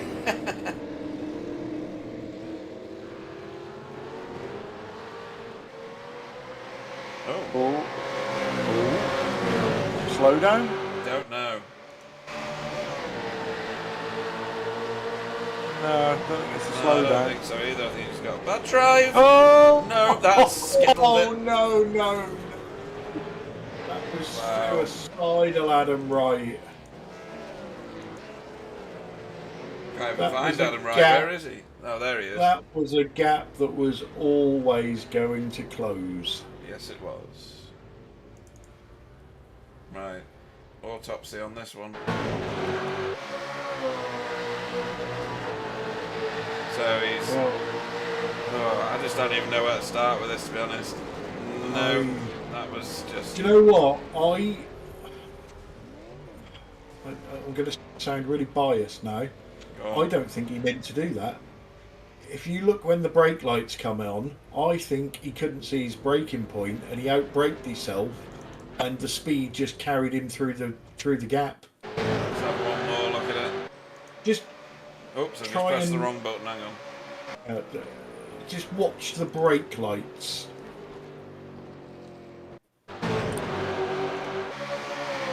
Okay, see when the other two brake and then when he does. Oh, that's a fraction behind, isn't he? Yeah. And then Kenzie just kind of rams it in the wall in anger. But, ultimately Adam's fault. Yes. There's no getting away from that one. Whether he meant to do it or not, he certainly shouldn't have been there. And I'm sure he's just as disappointed as we are and Kenzie is. But that has given Simon Trendle a 2-second lead over Vincent Skilbeck. Simon has the oldest tyres. Vincent has... Yeah, he's got the youngest tyres. Yeah, he has, hasn't he? By 6 laps. Yeah. So, gap is 2.2 seconds. Let's keep an eye on that. We have got just over 10 minutes left to run.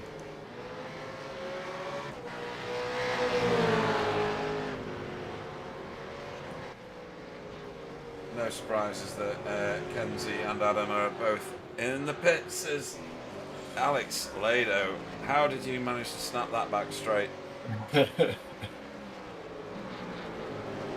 after giving up the position because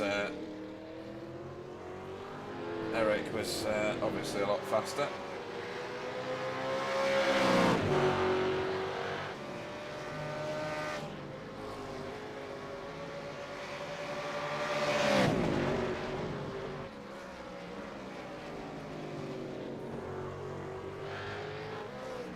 Doesn't look like Alex has got much grip left in those rear tyres. A lot of slipping and sliding going on. Yeah.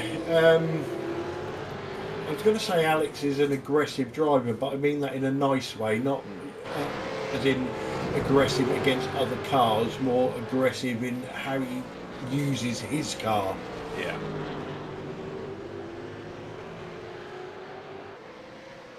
Which is probably the exact opposite that you want in this car, but he does well. It seems to work for him. Oh, definitely.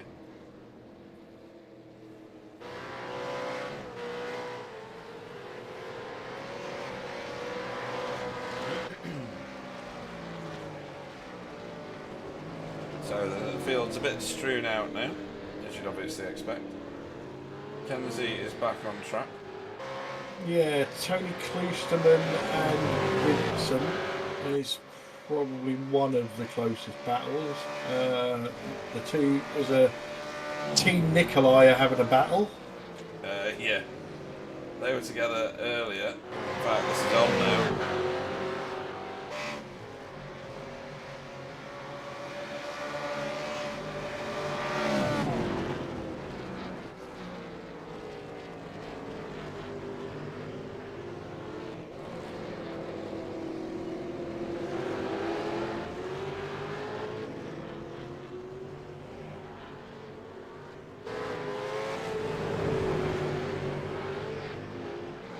Did we say hello to Freddie Van Eekhoven? I can't remember.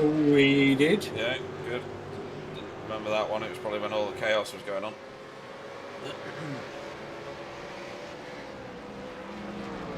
So the two Nikolais here fighting it out. This is for 10th place.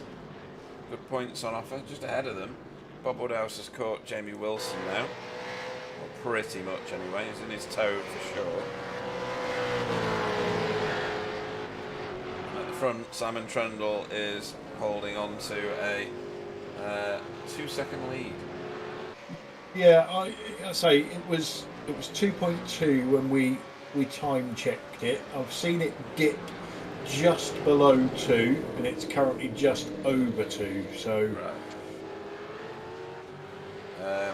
Kenzie went round one lap, went back in the pits.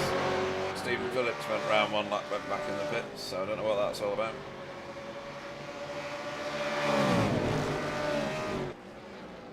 Oh, that's close.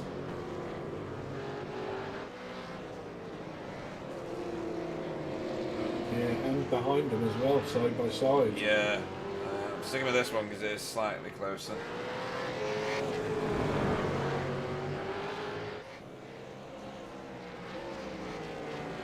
And there's the little box informs you this is Jamie Wilson and Bob Woodhouse.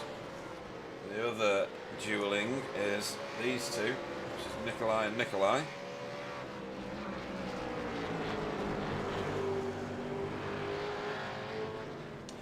The Muse, correct, yeah. They were teammates in Team Down Under.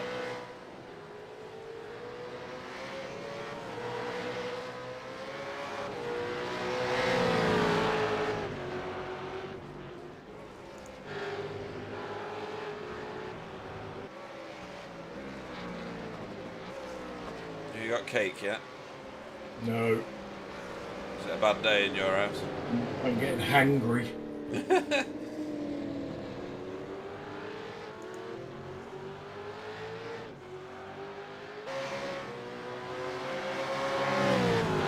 Maybe Shelby's eating it. Wouldn't surprise me.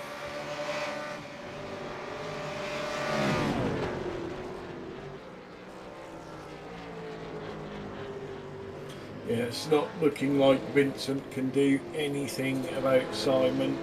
If anything, that gap is going out at the moment rather than getting closer. Yeah, I'd agree with you. Although that's still a fantastic result there for Vincent.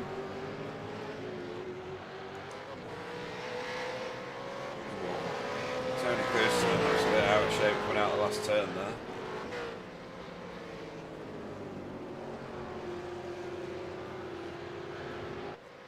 He's just cut Simon's lead down a little bit, but I don't think it's going to come down enough. There's only 4 minutes to go, 5 minutes to go maybe. Yeah, running out of time fast now.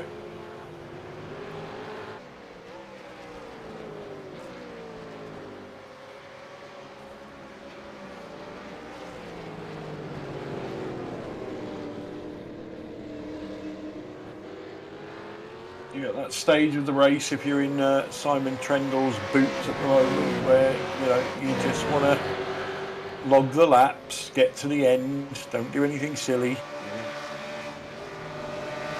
Pray you've got enough fuel. Ooh. That camera angle just makes it look like they've stuffed it in.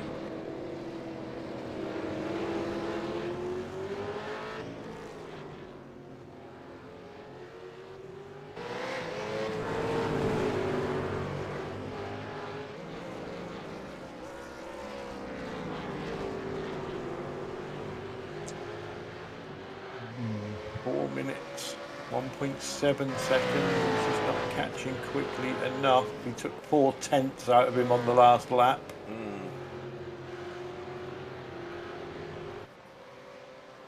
Simon could be in preservation mode. Eric Blixt still holds that fastest lap on a 1:22.08. Is a rapid lap. Well, it's, what's that? Half a second faster than the next fastest car. No, Yeah, 2/10. 2/10. Ridiculous. Yeah, the Muse says Vincent's pushing hard. I think he wants his lead back. You're right, but he's gonna. Where are they on the track at the moment? So they're gonna have 2 laps after this one. Yeah. I mean, he is chopping it. Oh, what's going on back here all of a sudden? Oh, no, Jamie, where you going, mate? Out to China Beach is where he went. We'll have another quick look at that. Yeah, so did he go on his own, or That happened on my timing screen very quickly. Given a ticket? Oh, that's I think he did it on his own, didn't he? From that angle, which wasn't particularly good. But let me wind it back just a little bit further. So he went. Oh, he outbrakes himself. Just gone, he's gone really deep on the brakes, hasn't he? Yeah. Got himself a under tray full of sand, and then actually quite a stylish rejoin, to be fair. Okay, back to live racing, because it's still going on back here with the Nicolais and Bob Woodhouse.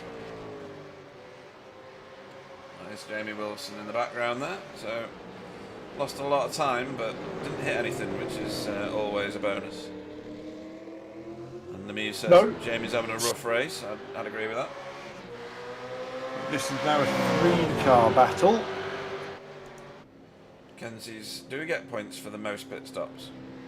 Is he going to try and get the fastest lap? Oh, I suppose that might be the plan, yeah.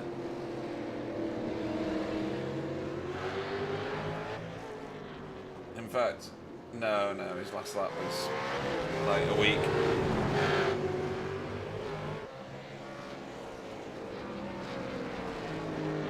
Nikolai Bogatyrov certainly wants a position, doesn't he? Yeah,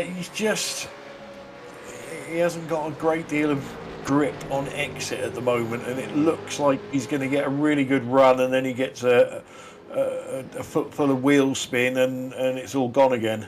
Yeah, no. Is that Kenzie coming back into the pits again? Oh no, it's Alex. Alex Lado is out to pit. Ooh. He must be out of the good stuff. Is that?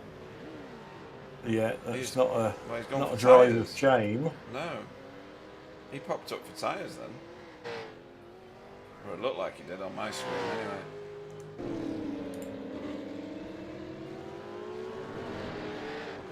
It's very strange. He's just dropped himself a reasonable way down now. Yeah, leaders on the final lap.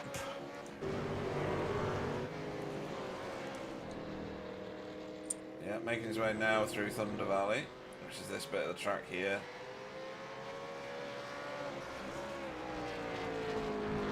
Round into the carousel, which is here. Very shortly we should see Barney waving his flag for Simon Trendle.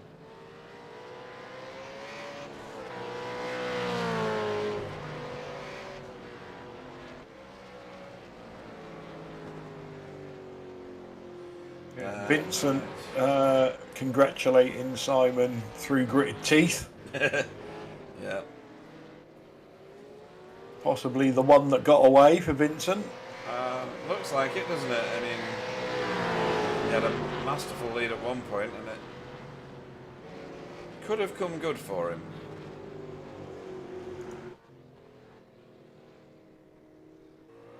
So Nikolai Bier held off Nikolai Bogatyrov in the end.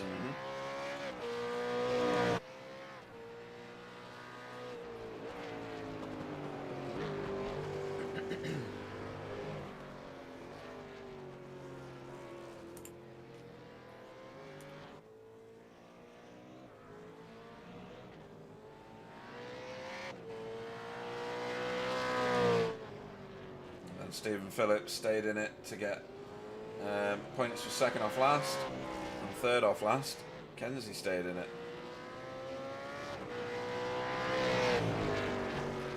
Pit stop king, Kenzie.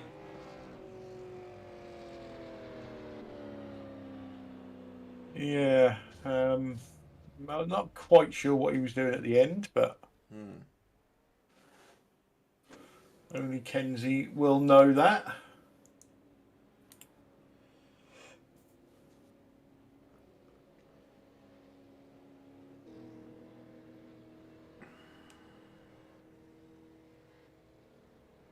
Might pay you to run through that, Pete, because my screen has gone a bit fuzzy. No problem. So your winner of the feature race here at Mid-Ohio for round 7 was Simon Trendle for Team Chimera. Vincent Skilbeck finished second for Wheelie Bins Mayhem Republic, and Tony Kloosterman finished third for Never Quit Racing. Tyler Newitt finished fourth for BSTV Esports Green, with Ant Woodward in fifth for NQI Europe. Eric Blixt in sixth for Alcantech, not highly rated.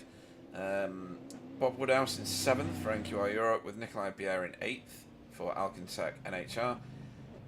Nikolai Bogatyrev in 9th for NQI Europe. Jamie Wilson was 10th for Team Chimera. 11th was Alex Sevillano Lado for Hydra Race Racing Forces. Rob Venn came in 12th for BSTV Esports Green. 13th was Andrew Wood for Team Chimera. Kenzie Newhoff finished 14th for Hydra Race Racing Forces. Stephen Phillips finished 15th for Dashdown Racing. And then Adam Wright brought in the rear of the field. He didn't do the last few laps. 9 laps down, 16th and last for BSTV Esports Green. Yeah, and that was a classic feature race in this series. I personally feel a bit robbed, Pete. I think without that mistake from Adam, we was on for a proper grandstand finish there. I agree with you, actually. Yeah, it's a shame that it ended up that way, to be fair. Yeah, you know, he's obviously looked at an opportunity to get involved, and then I think you're absolutely right. I don't think he could see his brake marker whatsoever, and has got it wrong, and was in a gap that was always going to vanish. So yeah, it would have been nice to see that bit of racing go right to the very end. Yeah. Okay, let's get the interviews underway. And first off, let's bring in our sprint race winner, Tyler Newitt. Welcome to the booth. Hello. Hello. So, race 1. So, fantastic qualifying performance. And then leading from flag to lights, teammate running as rear gunner, looked fairly smooth.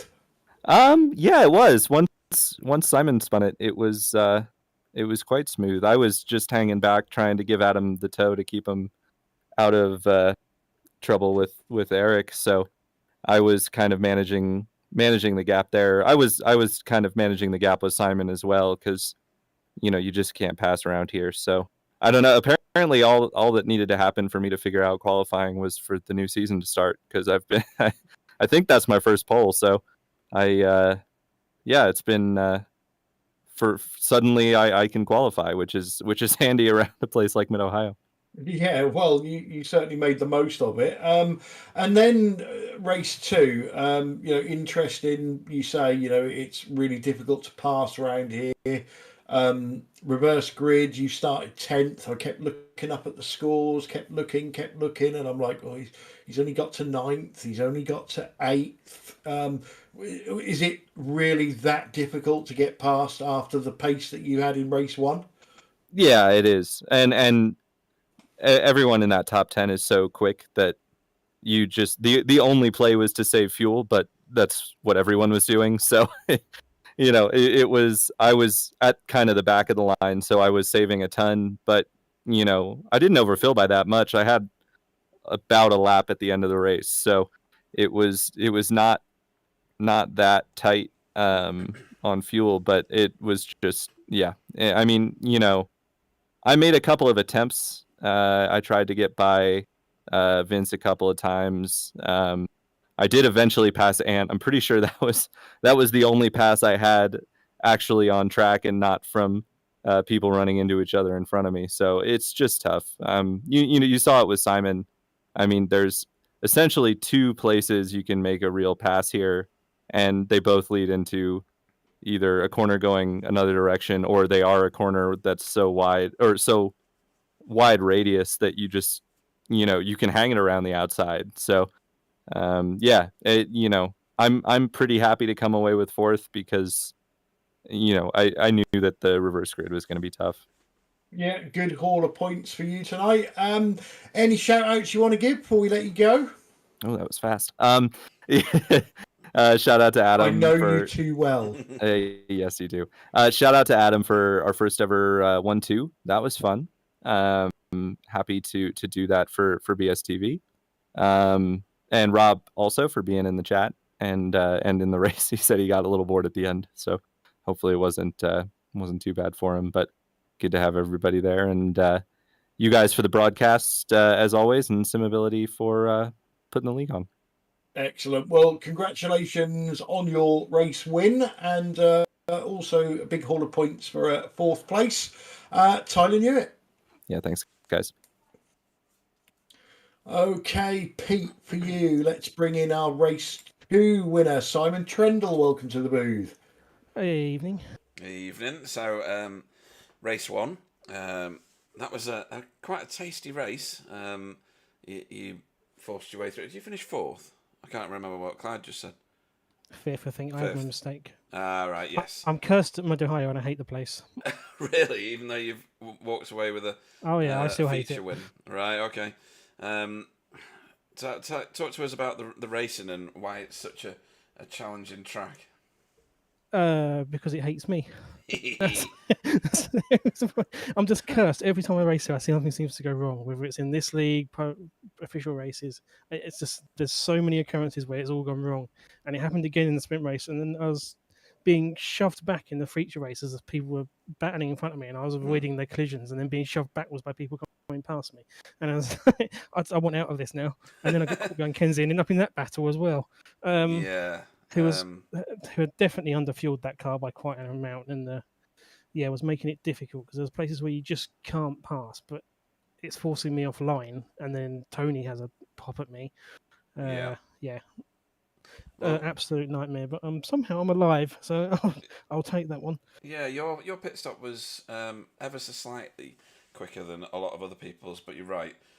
Kenzie's was a good 3 seconds faster than yours, which we were suspicious of, it has to be said. But you went door to door with him quite a few times and quite a lot of distance. We saw you trying the outside line at Keyhole a number of times, and there's just no grip out there, is there? There's no drive off that corner if you're on that wider line.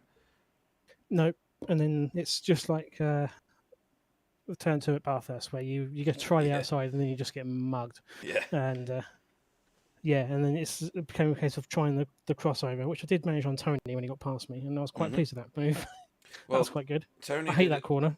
Yeah, Tony did you on Keyhole in brilliant fashion. He like kind of hooked his tyre onto the curb and whipped it round and got on the inside of you and got a good launch out.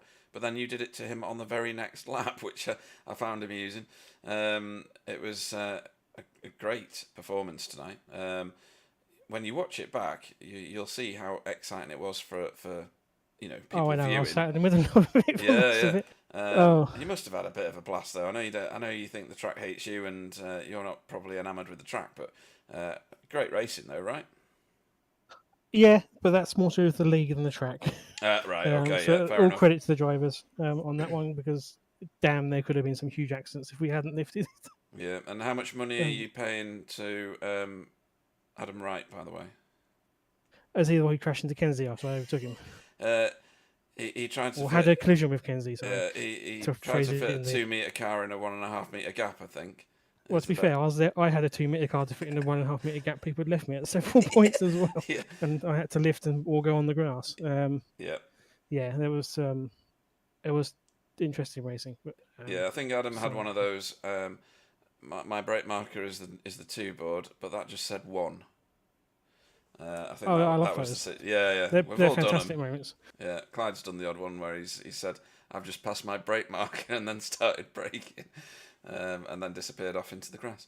It's great at the turn 3 here because you just go off into the distance. Yeah. There's it was in the old Aston Martin DBI9 clip of someone with brake failure there. Just go absolutely flying into the barrier backwards. That's fantastic. Oh dear, good stuff. Anybody you'd like to shout out to before we let you go and practice for Phillip Island? Yeah, whatever deity let me survive that second race. You guys for the league and broadcasting, everyone for turning up. Andrew Wood for sticking with the second race because he was a bit disheartened after the first. But it's all just time in the car, and he just hasn't had enough of it yet. And then he'll be in that midfield and wishing that he hadn't got there in the first place. And Simability for sponsoring the league. Very well said. We will see you at Phillip Island. Whenever that is, next time out in the V8s. Simon Trendle, congratulations. See ya. Okay, let's switch focus back to the sprint race now and bring in the second place driver in the sprint race, Adam Wright. Welcome to the booth. Hello, how are you? Not too bad. So let's talk about the sprint race first. You started fourth, finished second. You seem to have a lot of speed round here, but yet again ended up as a bridesmaid to your teammate.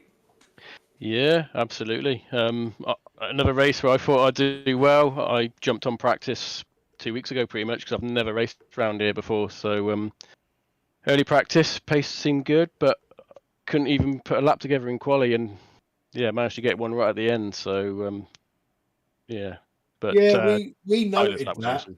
Yeah, we saw that, I think I mentioned in the quali session how far down you was, and then all of a sudden I looked up and you'd popped up there in fourth and sort of salvaged something. But yeah, good result, second. Then into the feature race. Again, good speed. And then the incident. I'm going to let you explain what happened. I've got a theory, which everybody that's been watching the broadcast knows my theory, but let's hear it from the horse's mouth. Well, first off, the racing between everyone, sprint and feature, was absolutely awesome. Awesome racing. And because it's so difficult to pass, and we knew Kenzie was the cork in the bottle, he was struggling with a bit of pace, but there's nothing better than a slow Kenzie, or off the pace Kenzie, should I say, at the front of a race, because he won't let anyone by. So I obviously got a run out the hairpin, and I thought I want to follow Kenzie. I want to keep Kenzie in front of Tony and try and follow him through if I can, because if Tony gets by, then he might skip off. So I thought if I can get Kenzie in front of Tony, and I can still work on him. So that's the plan, and I literally just ducked out just so I could spot my brake marker. And I ducked out, and then everyone started braking. I was like, "Whoa, I don't brake here. I brake a little bit later." So found myself in the middle for about, it seemed like an eternity, but I was like, "Oh, we might make this," and then no, it all obviously came together. But yeah, it wasn't a move. I just wanted to follow Kenzie through and try and sneak by Tony. But yeah, my mistake. So I popped straight in to apologise to Kenzie, and he was gracious enough to accept my apology, and Tony managed to skip away okay, thankfully. So he may accept your apology, but I would still expect a horse's head through the post. Why not? I'll stick it to the collection. I must admit, I called it on the broadcast slightly different, but with the same outcome. I didn't think it was a move. I thought you'd actually pulled out, and the two, whatever brake marker you're using, the two cars were blocking it, and you missed your brake marker. But it didn't look like a typical Adam Wright move. No, don't get me wrong, there are people that would do that as a move, but I didn't think you'd meant to do it. So yeah, disappointing end to the evening for yourself. Not just the shame of causing the talking point of the night, but also crap points for finishing down in 16th. But Yep. it's not an easy track, is it? And onwards and upwards, and off we go to Phillip Island. How do you go around there? Okay, it seems, but I think it's all a little bit too late now. I was falling behind on the points already. Simon doesn't make mistakes, so yeah, I needed to kind of get a win or something. But Well, you've got we'll drop see. week. You've got drop week. Don't worry. I had a poor quota, to be fair, so I had a mediocre bar first. And to be honest, to compete with Simon, you need to be getting the bonus points as well. Not only winning, but you need the bonus points. So I'll just keep going. I'll just try and get wins, I suppose, now if I can. Kind of want another one, it's been a while. Yeah, well, never say never. Any shout outs you want to give before we let you go? Everyone I raced with today, because like I say, that's the biggest disappointment, is that I ruined the great racing, because it was awesome up to that point. Having loads of fun, and shout out to Tyler, because that was actually our first one too as a team. So yeah, great result, and the lap he put in quali deserved to win anyway. So yeah. Yeah, well, we obviously me and Pete are not allowed to say anything because we're biased. But anyway, thanks for coming in for the interview, because I know a lot of drivers tend to shy away if there's been an incident.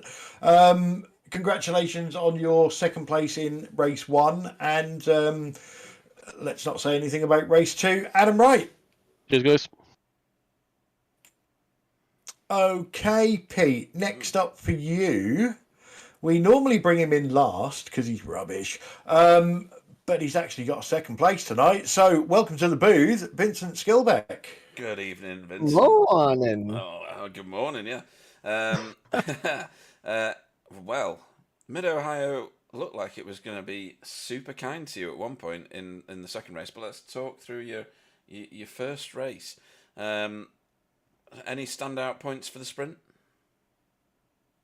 Yeah, the shit start I got. Yeah, we did notice that, yeah. Because your qualifying Yeah. time was good, wasn't it? Yeah, put me P5, I think. Yeah. So yeah, the car got away pretty good, but then it was the second phase where I just got the little bit of wheel spin and knocked me back. But yeah, it was good. And second race, you got yourself a bit of a gap. You got I think it was up to something like 6 seconds at one point, wasn't it? As they were all scrapping behind Yeah, I think you. so. Maybe even been more than that. And you stayed out a lot longer than the rest did, particularly the two that got in on about lap 21, I think they pitted. But then you came out mid-pack. You probably expected that, because you wouldn't have been turning as fast a laps as the guys with the fresh rubber. But couldn't do anything about Simon in the end.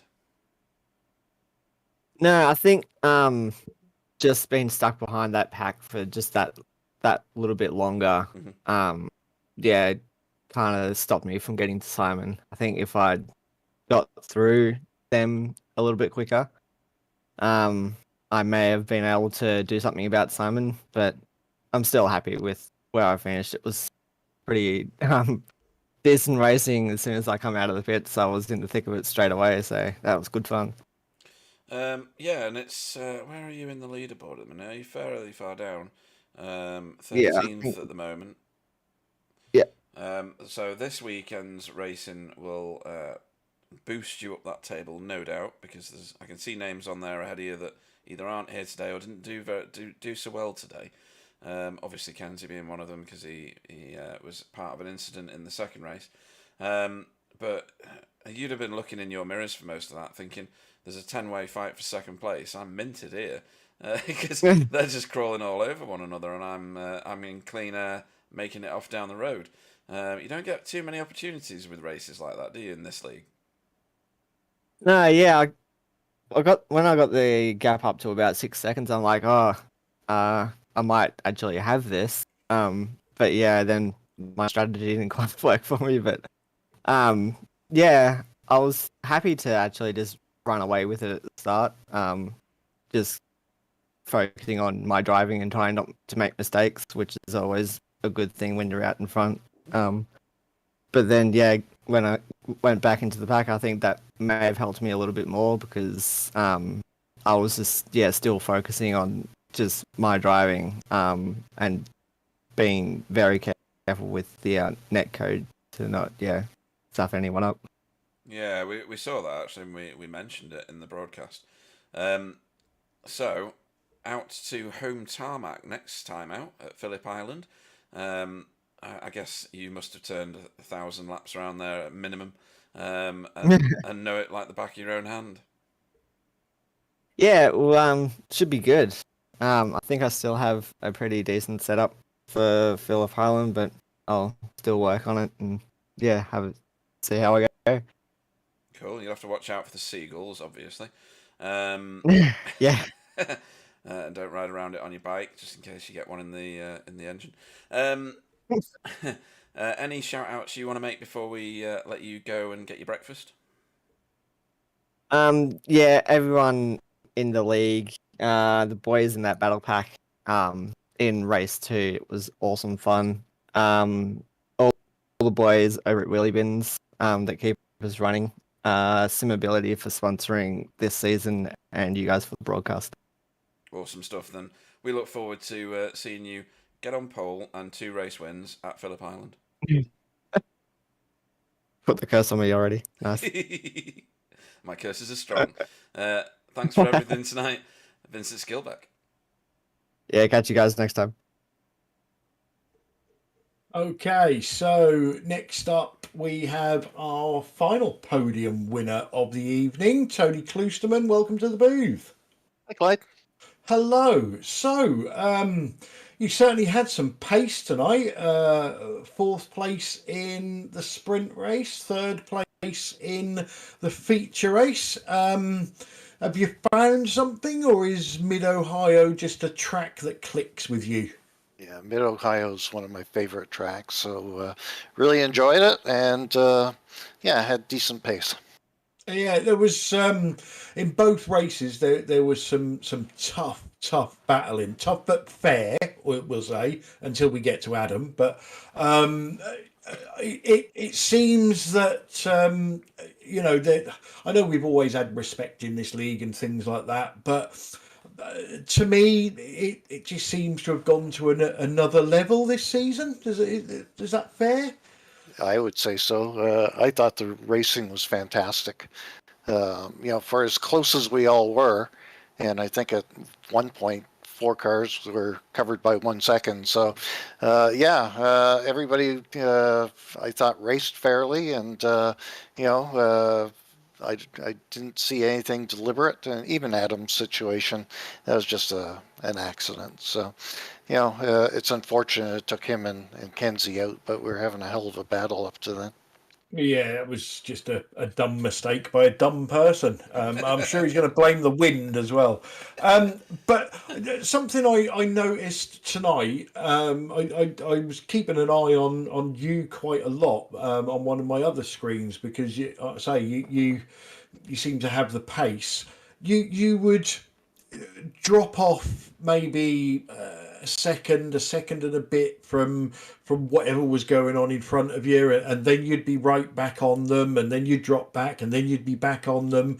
Was that a deliberate thing, as in, was your car affected when you was too close to the cars in front? Did you not like what you saw was going on in front and backed off, or was that something more subtle, like you was better at some parts of the track than other parts of the track? I think it's a little bit of all of that, Clyde. There was a couple of times where I made a mistake on exit and got some wheel spin, and that would put me behind. But when you're right under another car, it does upset the car a little bit. And I think I had pace if I could get out front to gap everyone. I know that's a pretty bold statement, but that's the way I felt today. I felt that the car was really, really hooked up, and if I could get clean air, I'd have a chance. But it was good racing nonetheless, and 2 good results. I don't think I've had 2 results in succession like that for quite some time. No, that's right. That was literally going to be my next statement. Was normally you'll get one good result in an evening of racing, but it's been a while since you've got 2. So maybe your luck has changed or the worm has turned. But it's definitely nice to see you back up there and fighting. So any shout outs you want to give before we let you go? Yeah, Simability for sponsoring the league, of course, Wild Rides. My teammates, everybody works hard, and you guys for doing the broadcast. Thank you very much. Excellent. Well, congratulations on a couple of good results, Tony Kloosterman. Take care, guys. Damn, he flushed himself before I got a chance to flush him. That wasn't good. Right, next up, I'm going to bring in Alex Hledo for you, Pete, because I can't remember if we've ever spoken to him before. So, Alex, welcome to the booth. We got you mid-sentence. Hi, welcome. How are you doing? Well, we're just having a chat with Anthony. But I'm doing fine. Good stuff. Well, you're live on the broadcast, so please don't swear. Sorry. You're a very exciting racer to watch. You get stuck in. You do some really good, well constructed and clean overtakes. Tonight you finished. Where did you finish? You finished. You don't want to check that.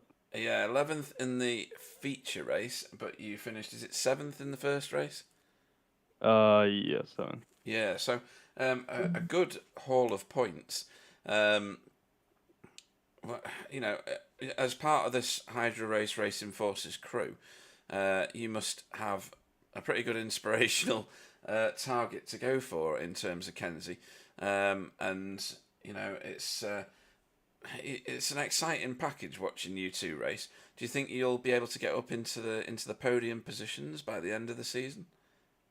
Well, I hope so, yeah. Because I was just telling Anthony right before you dragged me. But yeah, I feel like at Belle Isle, I had a pretty good chance of a podium finish.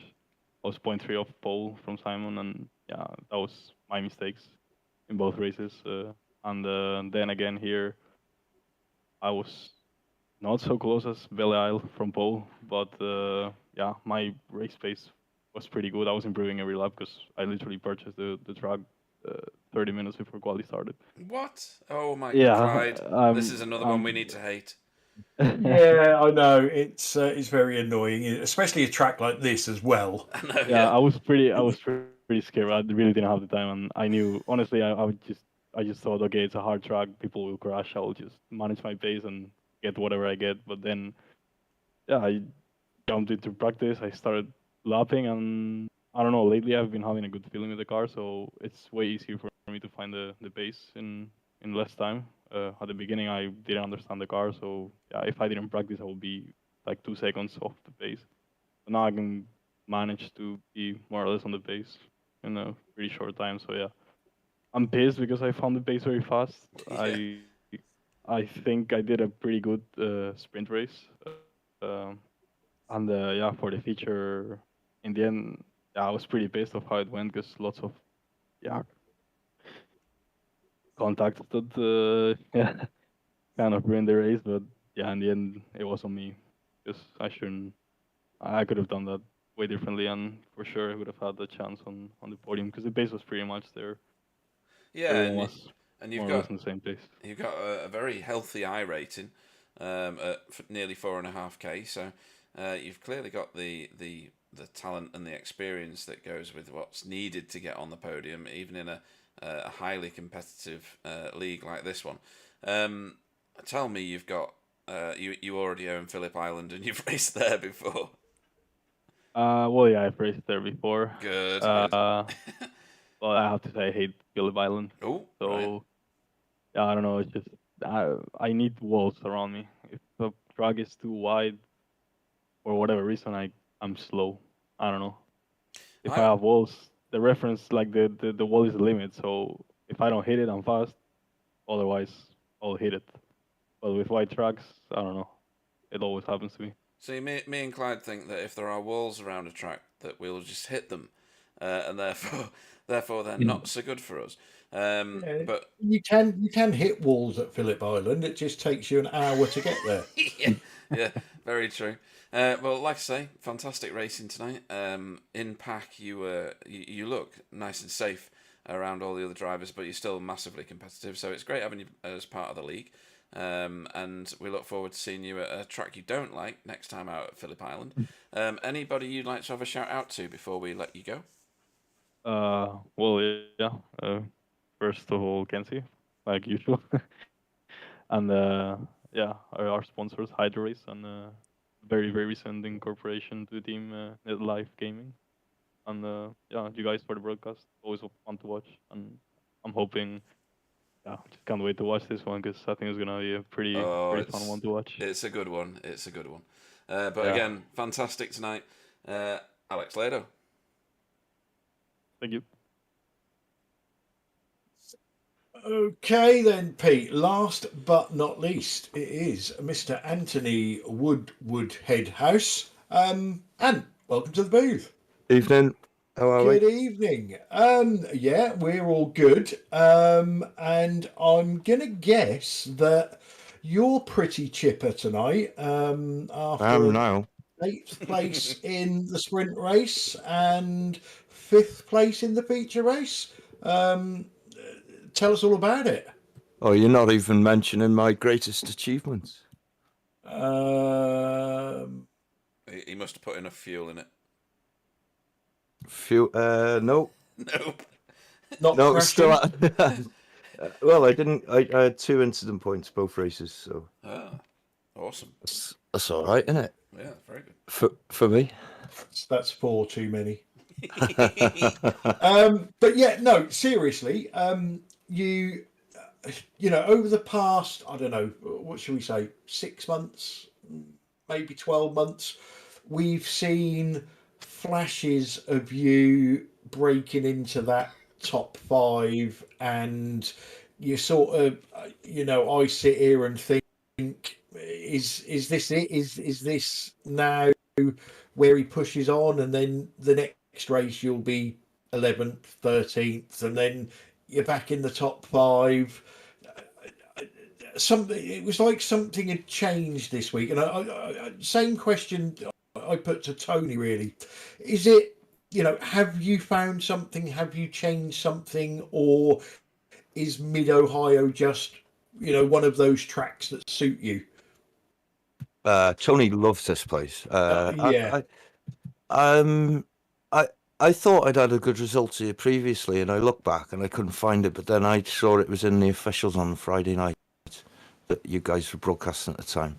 But I don't know, really. Yeah, just better in my own mind, maybe, and it just makes you concentrate better or something. I don't know. Something's changed on it, because well, all it takes for me to get a top 5 apparently is for a few people to crash up in front. Yeah, but that, not being funny, and this isn't a slight on the league, but that happens quite a lot. You know, it's close racing, it's difficult cars, and accidents happen, but that happens in the real V8, so yeah, exactly. accurate. You're not always in that position to take advantage of that, whereas this week you have been. And you know, I'm obviously, I'm not trying to put pressure on you, but I'm waiting for Ant Woodward to do this every time we race, if that makes sense. Yeah, same here. That'd be lovely. That it's frustrating, you know. Like I've said it in a previous interview. You know, been in the league 11 seasons, 12 now, and this is me 12th, and you know, touched top 5 so often, but yeah, I wouldn't say I was a top 5 driver still. No, but that's the next breakthrough, isn't it? I think that's what I'm trying to get at. When you can do that consistently, and yeah, you've got the talent, you've got the pace. You just, I can't even say that it's bad luck, because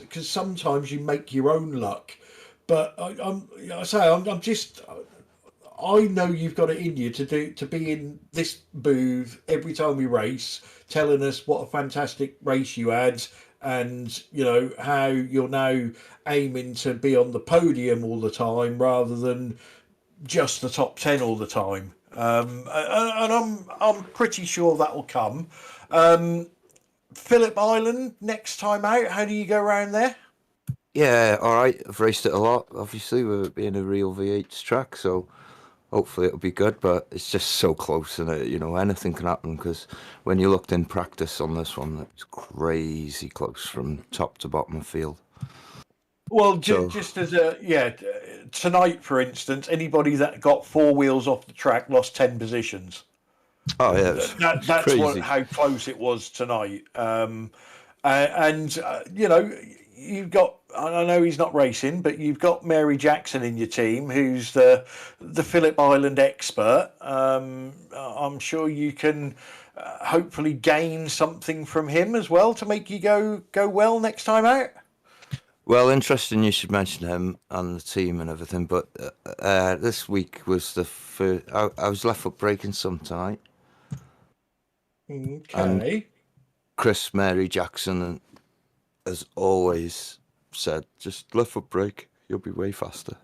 Well, we weirdly thought you had Invisible Man socks on tonight because all we had was a picture of your pedals. Oh, that's interesting. It's not to do with you. On my inset, I could see your feet moving just fine. Every time I brought it into the main screen, it was just empty pedals. Oh, top secret then. Shouldn't have said anything. Yeah, I'd already admitted to that ages ago. Something I've pressed has not worked. Okay, well, I was still doing the big braking zones in right foot, but then I was switching over left foot through the twisty bits, so. It's a very, not left foot braking in particular, but excuse me, when you've been doing something for so long, it's very hard to then get out of it, isn't it? So I wish you all the best with that. Any shout outs you want to give before we let you go? Yes, please, to everyone in the team, to Simability team and league sponsors, and to you guys for doing this all the time, and gorgeous wife, amazing mother Stacey, and Jack and Evie. Never heard of her. And to all the mothers tomorrow. Exactly. Okay, and well, congratulations on some good results tonight. Let's hope it continues, and we'll catch you next time out. And Woodward. Cheers, boys. Well, Pete, I thought that was a thoroughly entertaining evening of racing. All the drivers had plenty of pressure on them, what with the difficult cars to drive and the tricky track and being almost impossible to overtake. But now it's time to switch the pressure to ourselves and go for our drivers of the evening. And I'm going to start with you. I think, based on his consistency, I usually run through the whole field, but I think I've made up my mind a bit earlier because I was thinking about this. I think Tony Kloosterman had one of his better showings tonight. I think he drove sensibly, he drove reliably, got out of trouble faster than he got into it. We saw him with a bit of wheel spin. He even said he got wheel spin at times. Car was misbehaving somewhat. But I think it was consistency that brought the points back this time. So my vote goes to Tony. Excellent. Well, yeah, I've looked at a few drivers. You know, Simon Trendle, first and fifth. Tyler Newitt, first and fourth. I nearly added Vincent Skilbeck to that list because on my screen, I've got him as second in the feature race. And then what was in fact the warm-up, which I thought was heat one, I've got him as third. And then I scrolled down a bit further and went, no, he was rubbish in the first race. Good showing from Ant Woodward tonight. Eric Blixt impressed me tonight. I haven't seen Eric race much, but he was belting he's at yeah, Bathurst, yeah. he's going to be up there. But I'm going to claim another crispy £50 note and agree with you and go with Tony Kloosterman, purely because a third and a fourth is cracking going. It's not an easy thing to do in 2 races. I didn't see any big mistakes from Tony this week. And yeah, like you say, consistency is what wins championships. And I think Tony was the most consistent driver tonight. So another vote for Tony Kloosterman. So that brings us to the end of tonight's broadcast, Pete. Big thanks to you for keeping things going. Big thanks to Simability for sponsoring the league. Big thanks to all the drivers for making the league what it is, and to everybody that joins us on the stream. It's always good fun on there. Happy Mother's Day to all the mothers out there tomorrow. For those of you that are celebrating Mother's Day tomorrow, because I know it's different days in different countries. But yeah, I've thoroughly enjoyed tonight. I'm going to say goodnight. I shall let Pete say goodnight and anything else he needs to say, and then we'll close the broadcast. Pete will be back with you on Wednesday with the TCR League, and I'll be back with you in 2 weeks' time. So good night, everybody. Stay safe. Yeah, 1st of April for Phillip Island, everybody, so mark it in your calendars. And thanks to all the racers and viewers, and especially Simability, for sponsoring our league again. So good night, everyone.